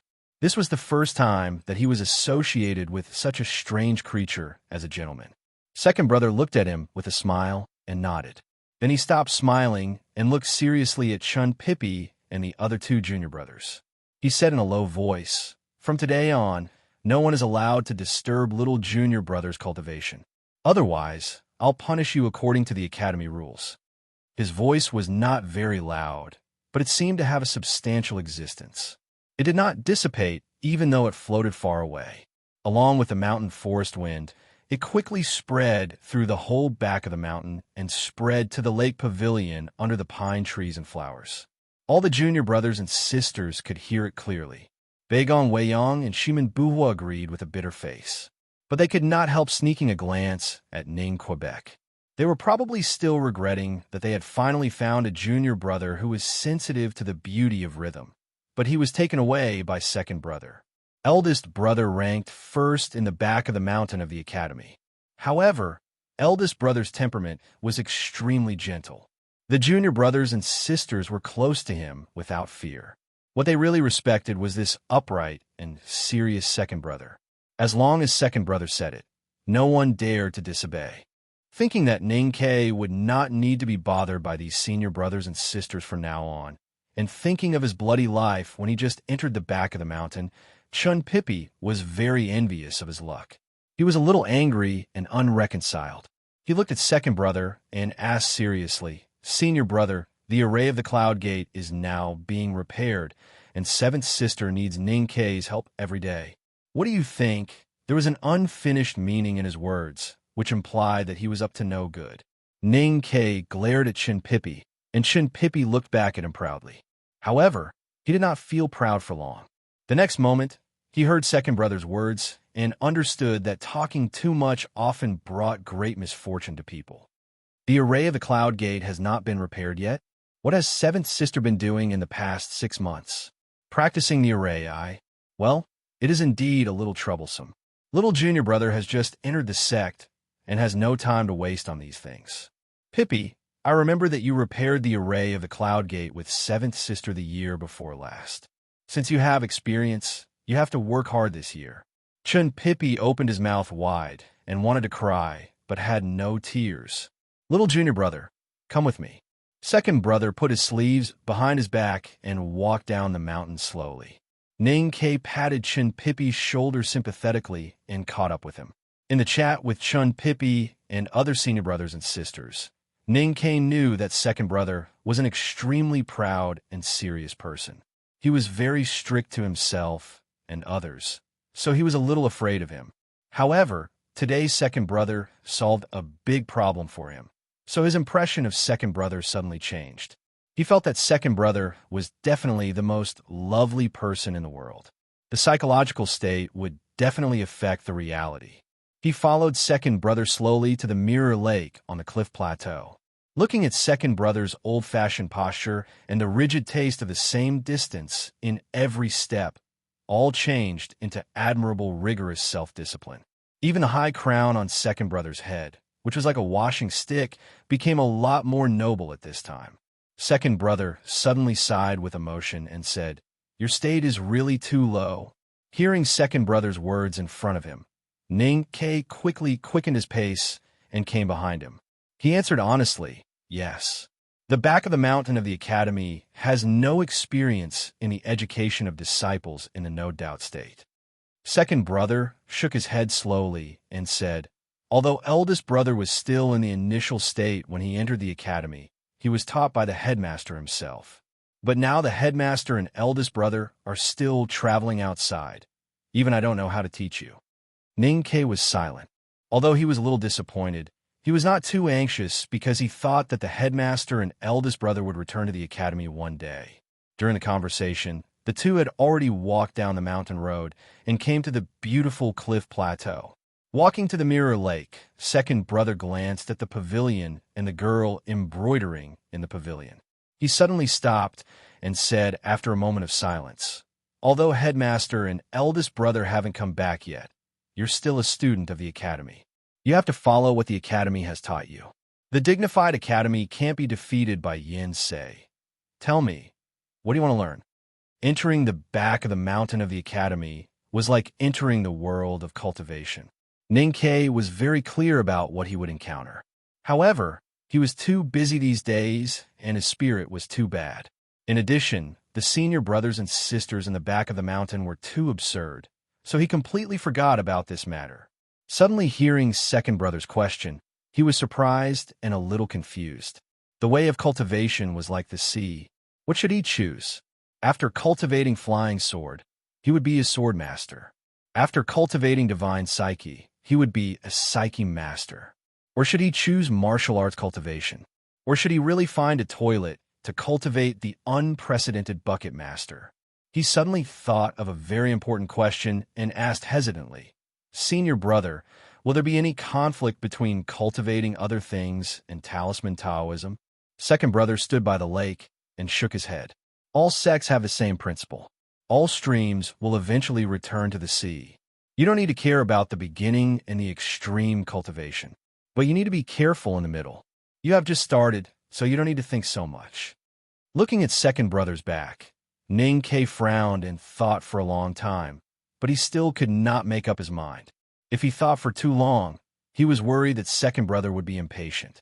Under such mental pressure, he suddenly remembered that apart from the military array masters he occasionally saw in the battlefield at the frontier fortress, the first cultivator he met in his life was the sword master at the entrance of Northern Mountain Road. The first cultivator he killed alone was the sword master in the lakeside house. Apart from the basic knowledge in the old library, the first book he read on cultivation methods was that book, and he liked the sword forest behind the meadow of the academy very much. "Senior brother, I want to learn Howrun sword." Hearing this, second brother slowly turned around and looked at Ning Ke with a strange look. His eyes became brighter and brighter, and he said with appreciation, Howard sword is not the most wonderful method, but it is definitely the most suitable method for a man to learn. Hearing that second brother was going to teach the new youngest brother Howard sword, the back mountain of the academy, which had been quiet for a long time, finally ushered in a rare bustle. Those senior brothers and sisters who usually lived in different places all came out of their rooms under the pine trees and flowers. They stood everywhere on the cliff plateau and curiously looked at the two people by the mirror lake, pointing at them and whispering from time to time. Baigong Weiyang squatted under the bamboo forest and looked at the two who were talking by the lake. He could not help but shake his head and said, "What's so good about learning flying sword? It has no sense of beauty at all. What else can it do except to kill people?" Fifth brother and eighth brother came out of the bamboo forest with chest boxes in their arms. Fifth brother ruthlessly slapped Baigong's head and scolded, "The tiger is quite beautiful. Why don't you go to hug and kiss it? The difference between a man and a beast is not beauty, but wisdom. What future can he have if he learns to play the flute from you?" Fifth brother looked at the lake and shook his head disapprovingly, saying, "Youngest brother has really gone astray by learning flying sword from second brother. If he learns chess with us, even if he can't become a national player, he can at least gain some wisdom." Baigong Weiyang looked at him angrily and said, "Fifth brother, wisdom is not violence. You don't have to hit my head even if you don't agree with me." Fifth brother glared at him and said, "I am your senior brother. Are you not convinced that I hit you?" Baigong Weiyang moved aside and muttered, "Of course I am. How dare I not? But since it is second brother who wants youngest brother to learn flying sword, don't complain here." Not to mention those who looked gloomy all over the cliff plateau, some of whom, like 11, beat their chests and stamped their feet, thinking that their youngest brother had been led astray by second brother. Second brother and Ning Kei were having a serious conversation by the mirror lake, wrapped in the gentle wind of late spring. Although you have read Wu Zhanyang's theory on Howard sword, this monograph was written by Mr. Wu, a former sage of the academy in his later years. Its main purpose is to explore the interaction and conflict between Howard sword and heaven and earth. Second brother looked at Ning Kei and said, "This book focuses more on the Tao outside the Tao, which is not something you can fully grasp with your current state. So since you want to learn Howard sword, you have to learn from the most basic things." Ning Kei bowed with hands folded in front and said, "Second brother, please enlighten me. Flying sword is a sword that can fly without human control." Second brother said calmly. Second brother is really good at talking nonsense. Ning Kei couldn't calm down and thought silently in his heart.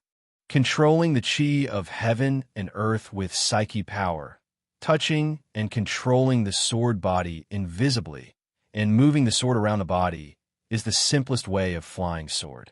The power of flying sword lies in 3 points: the strength of the sword master's psyche power, the amount of chi of heaven and earth that can be controlled, the strength of the connection with the sword body, the strength of the sword body itself, and the subtlety of the flying sword body.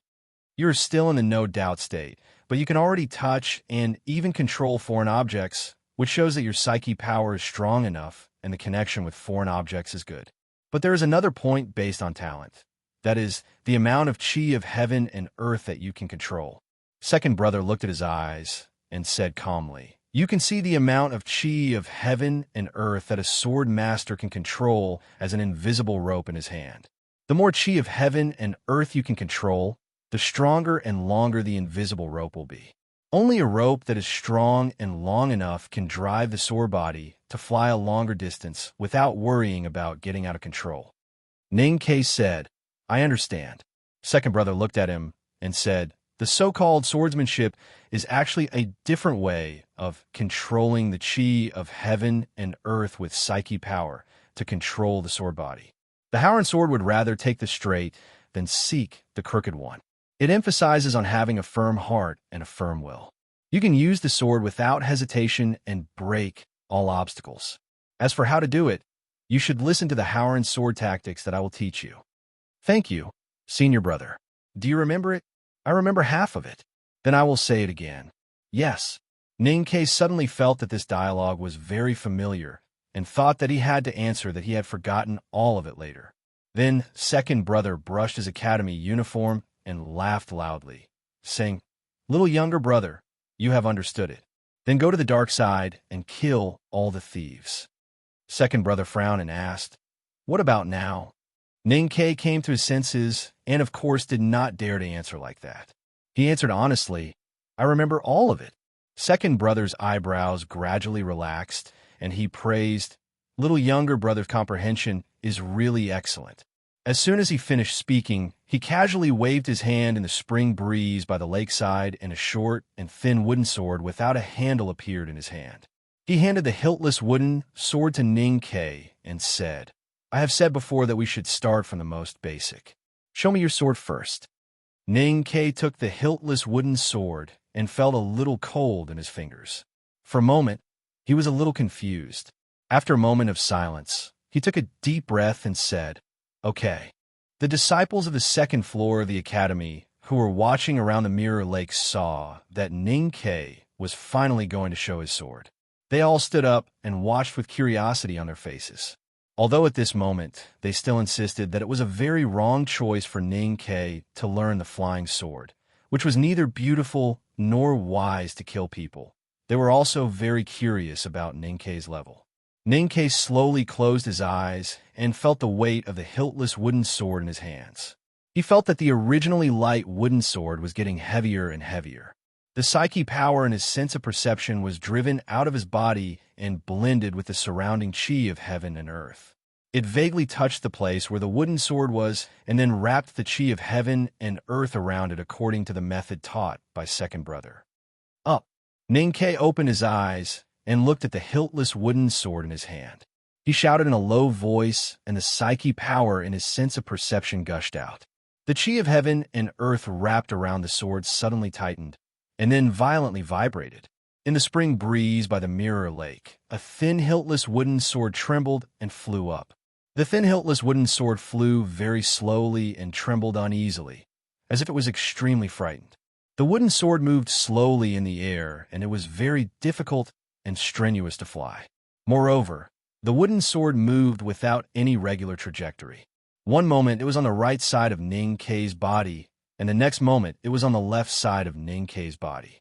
One moment it jumped up, and the next moment it was about to fall into the lake. The wooden sword stopped in the air and looked like an old woman with small feet without a sense of direction. The disciples at the back of the mountain of the academy, who were watching by the lake, opened their mouths wide and could not close them for a long time. The embroidery needle between Seventh Sister's fingers in the pavilion at the center of the lake fell into the lake and was swallowed by a greedy golden carp. Baigong Weiyong stood at the edge of the bamboo forest and looked at the hiltless wooden sword in the air by the lake. He said with a serious expression, "I think the sword will feel ashamed to use the word fly to describe this sword." Chun Pippi, who was standing not far away, lowered his head in shame and did not want to admit that the person by the lake was his friend. The hiltless wooden sword flew back, trembling. Ninkei opened his eyes wide and saw that it was about to fall. He stretched out his hand like lightning and caught it in his hand. He could not help but feel a little scared. He wiped the sweat on his forehead and turned to second brother and asked excitedly, "Senior brother, what do you think of me?" The excitement on his face was genuine. In fact, in order to suppress the pride in his heart, he had already used a lot of strength, because he had already given it his all. Moreover, this was indeed the best flight he had ever flown, if things like silver were excluded. Second brother looked at him in a daze and said, after a long silence, "Youngest brother, you still can't cultivate your natal item. It's not easy for you to do this. Practice slowly and try your best. You will succeed." After saying this, second senior brother left the lake without looking back. Ninkei looked at second brother's back in shock and then noticed that those senior brothers and sisters by the lake began to drill into the forest again and shook their heads as they walked. He grabbed sixth brother, who did not have time to leave because he was fetching water, and asked, "Senior brother, what do you mean?" After thinking for a long time, sixth senior brother gave a silly smile and replied in a low voice, "Little junior brother, second senior brother has always been very straightforward, but he spoke to you so tactfully today. It seems that the situation is really not good. Senior brothers and sisters all left the lake and returned to their own dense forests under the pine trees and flowers.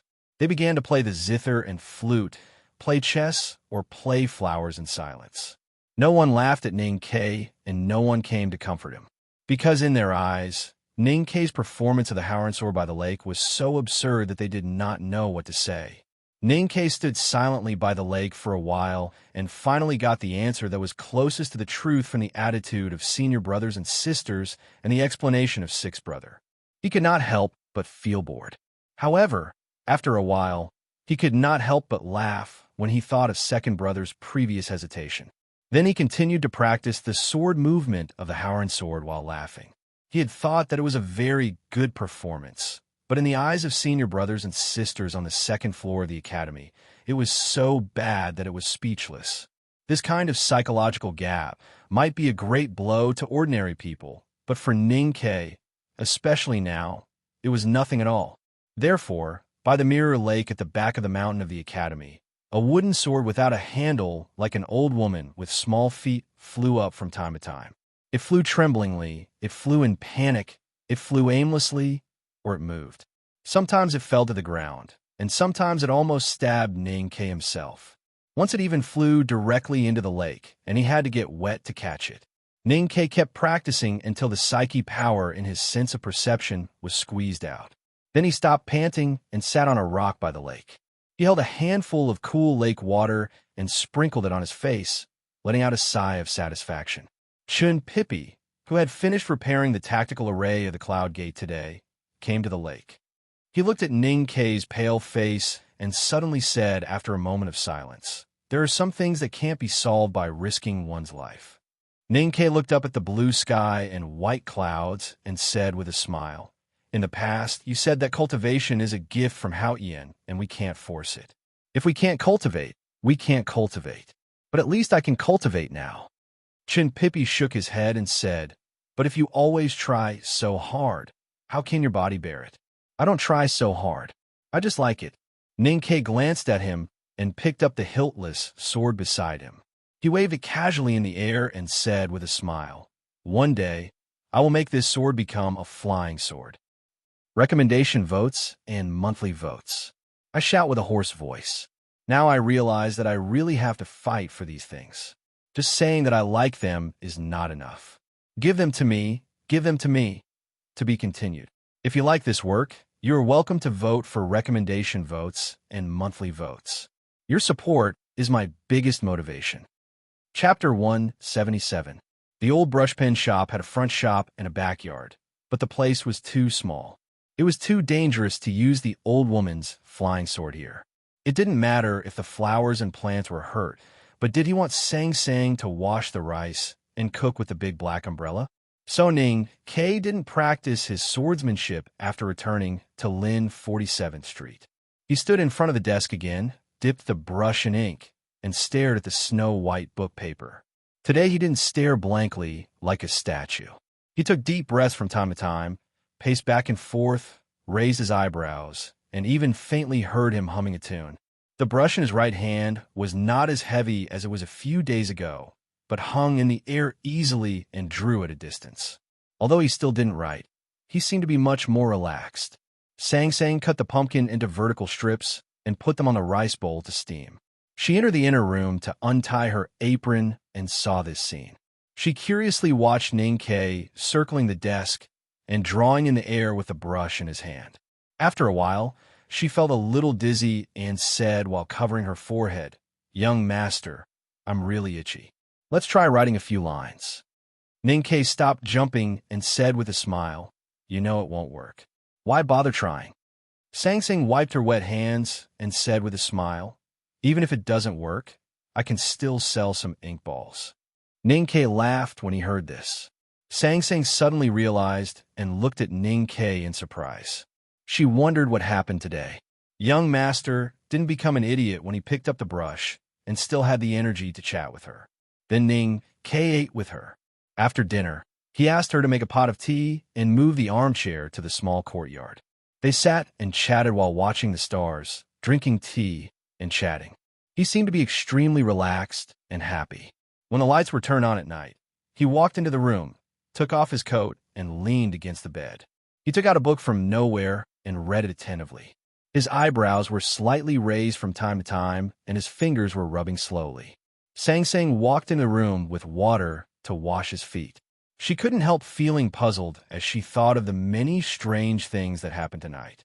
After living together for so many years, she knew very well that Ning-Ke would work hard like a few days ago when he was stuck in a difficult problem. She really couldn't understand why he suddenly became so relaxed today. Could it be that he was desperate to solve that problem? Young master, what book are you reading?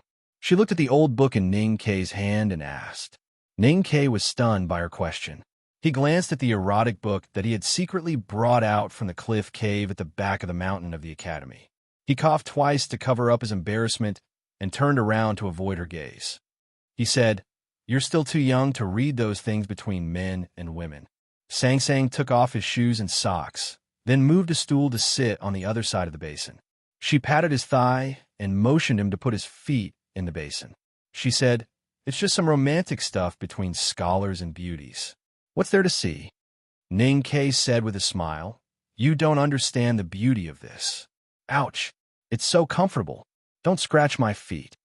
On the cliff plateau at the back of the academy, the fog had faded and the scenery was quiet and elegant. The water wheel behind the house was spinning and the dull sound of iron striking could be heard from time to time in the house. Then, with a sizzling sound, the room was filled with water mist. In a dark corner, fourth brother was observing the direction of the talisman lines on the sand table by the glimmer of light from the window. When the steam came to his face, he slightly frowned and waved his hand to disperse it. But his eyes were still fixed on the sand table, and he looked extremely focused. Those inexplicably complicated and inexplicable lines on the sand table moved slowly, following some indescribable law and extending toward each other. When they finally touched each other, the lines changed again and were about to combine into a new pattern. Fourth brother's eyes became brighter and brighter, but his face became paler and paler. Looking at his dignified expression, it could be seen that this talisman deduction had reached the most critical moment. However, at this moment, there was a panic cry on the cliff plateau outside the house, followed by a faint sound of breaking wind. A gray shadow of a sword flew into the door crookedly. The sixth senior brother, who was concentrating on smithing, suddenly raised his thick eyebrows.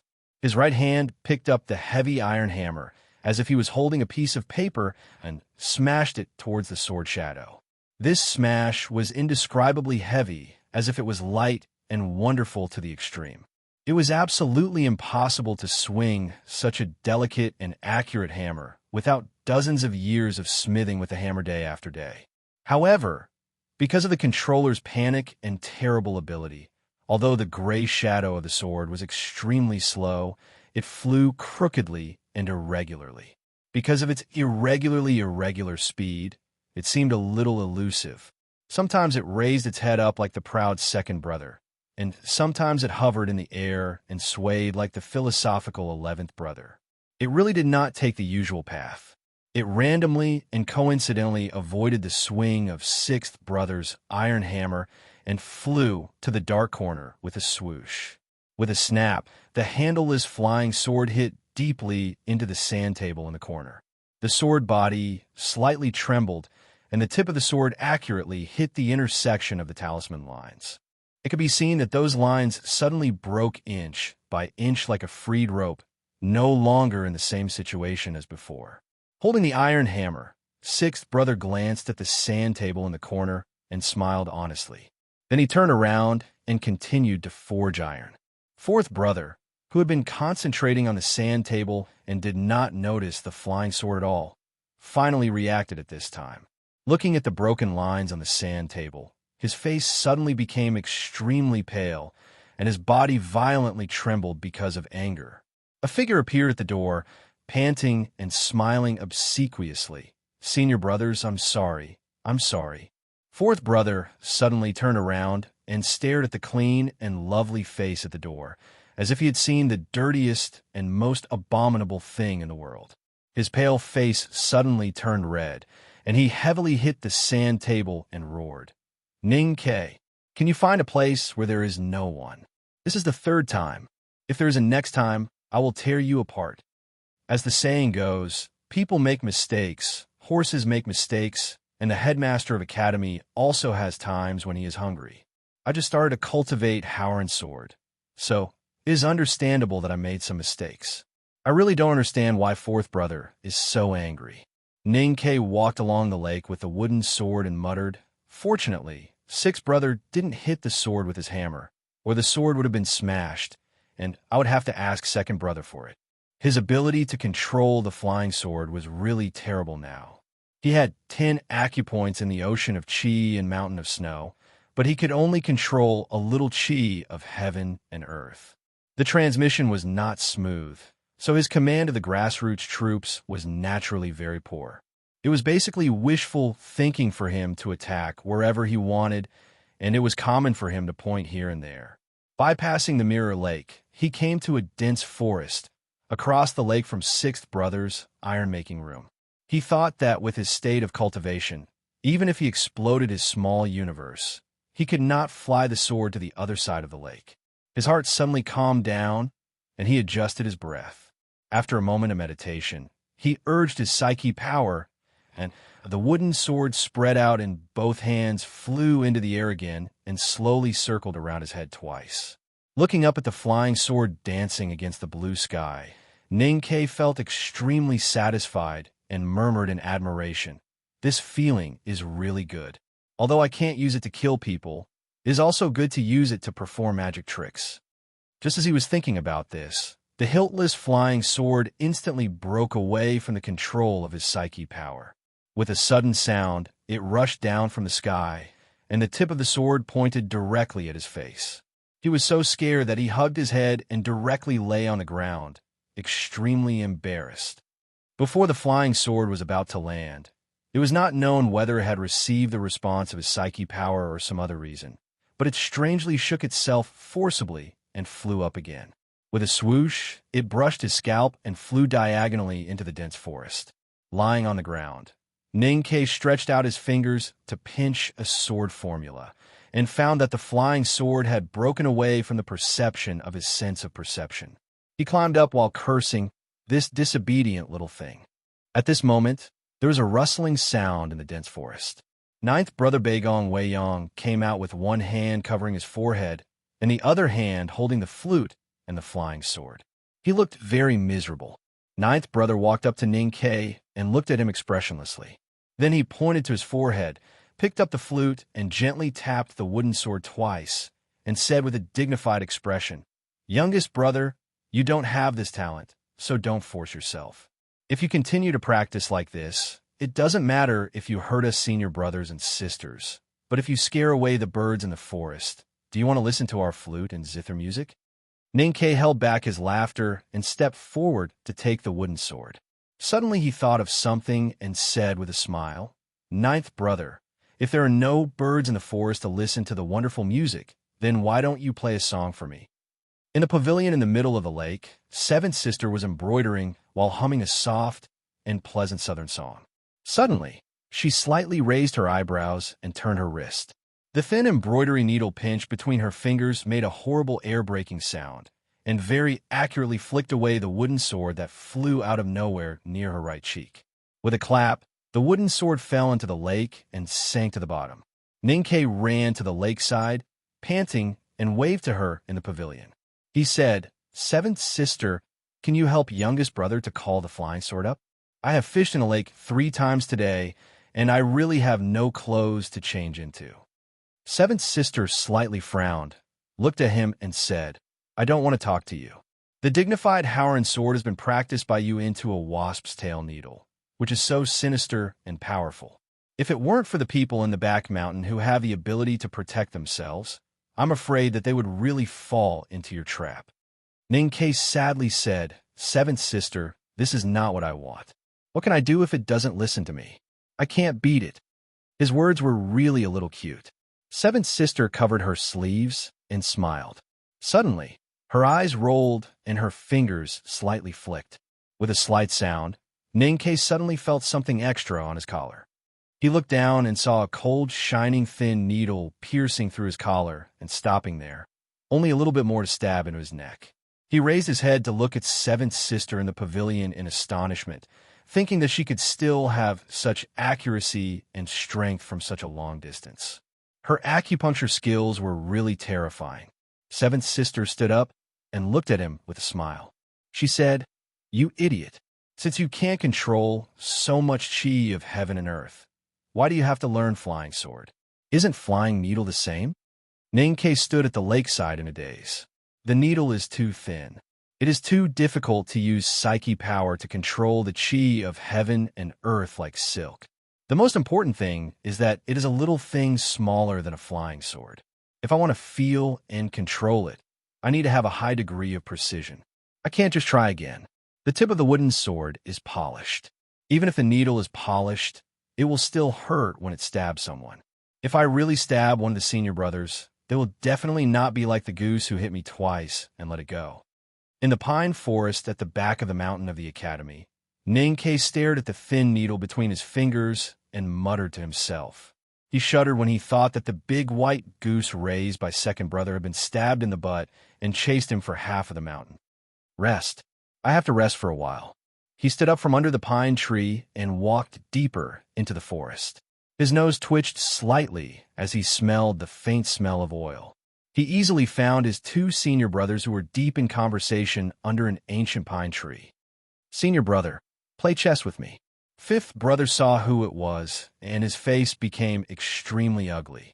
He said in shock, "Youngest brother, how did you find us?" Ninkei answered honestly, "Youngest brother has learned to hunt in Min Mountain since he was a child. It is easy to find a person in the mountain." The fifth senior brother glanced at the guy opposite him, whose face was also ashen, and said in a trembling voice, "Eighth junior brother, I'm your senior brother. Since I can't escape today, you should take the task of playing chess with this lousy chess player." One day, Ninkei didn't practice Howren's sword. Instead, he obediently helped sixth brother in the iron house. From morning to evening, he didn't know how many times he had waved the iron hammer. Even with his strong body, he still felt sore all over. Sixth brother untied the leather apron in front of his naked body, scooped up a ladle of water, and handed it to him. He asked with a smile, "What is it? You can say it now." Ninkei poured the water into his stomach and let out a comfortable sigh. He said, "Senior brother, seventh sister suggested that I can try flying needles, but they are too light and not easy to control. So I want to ask if you have any solution. Although you are just in no doubt state, you should have some ideas about natal items, right?" Sixth brother asked. Ninkei said in distress, "It's funny. Now I have a strong reaction to silver, but I can't take silver ingots as natal items." Sixth brother was stunned. After a long silence, he said, "Then I give you some silver needles." Ninkei's eyes lit up and said, "Can you make it heavier?" Sixth brother looked at him and said, "It will be gold if it's heavier." Ninkei said seriously, "Although I haven't tried gold, I believe that my feeling towards it will definitely surpass my feeling towards silver." Sixth brother was silent again. After a long time, he said helplessly, "Gold needles are too soft. I will find a way to mix something else for you." Ninkei was overjoyed and bowed deeply. Then he suddenly thought of a possibility, and his eyes became brighter. On the second day of a certain day, in a calligraphy and painting shop on Lin 47th Street in Chong and City, a black-faced handmaiden threw pots and rags with a sullen face. She was in an extremely bad mood and decided to take out her private money to buy cosmetic powder in Shinjinji Cosmetic Store. And her young master, like a bad gambler, grabbed a pile of silver notes and went out. He exchanged them for silver and gold and returned to the back of the mountain of the academy happily.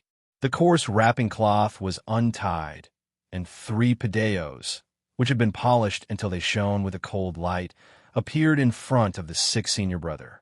Ninkei stood beside the 3 padeos and looked at sixth brother with hope in his eyes. Sixth brother looked at the padeos and the gold and silver beside them.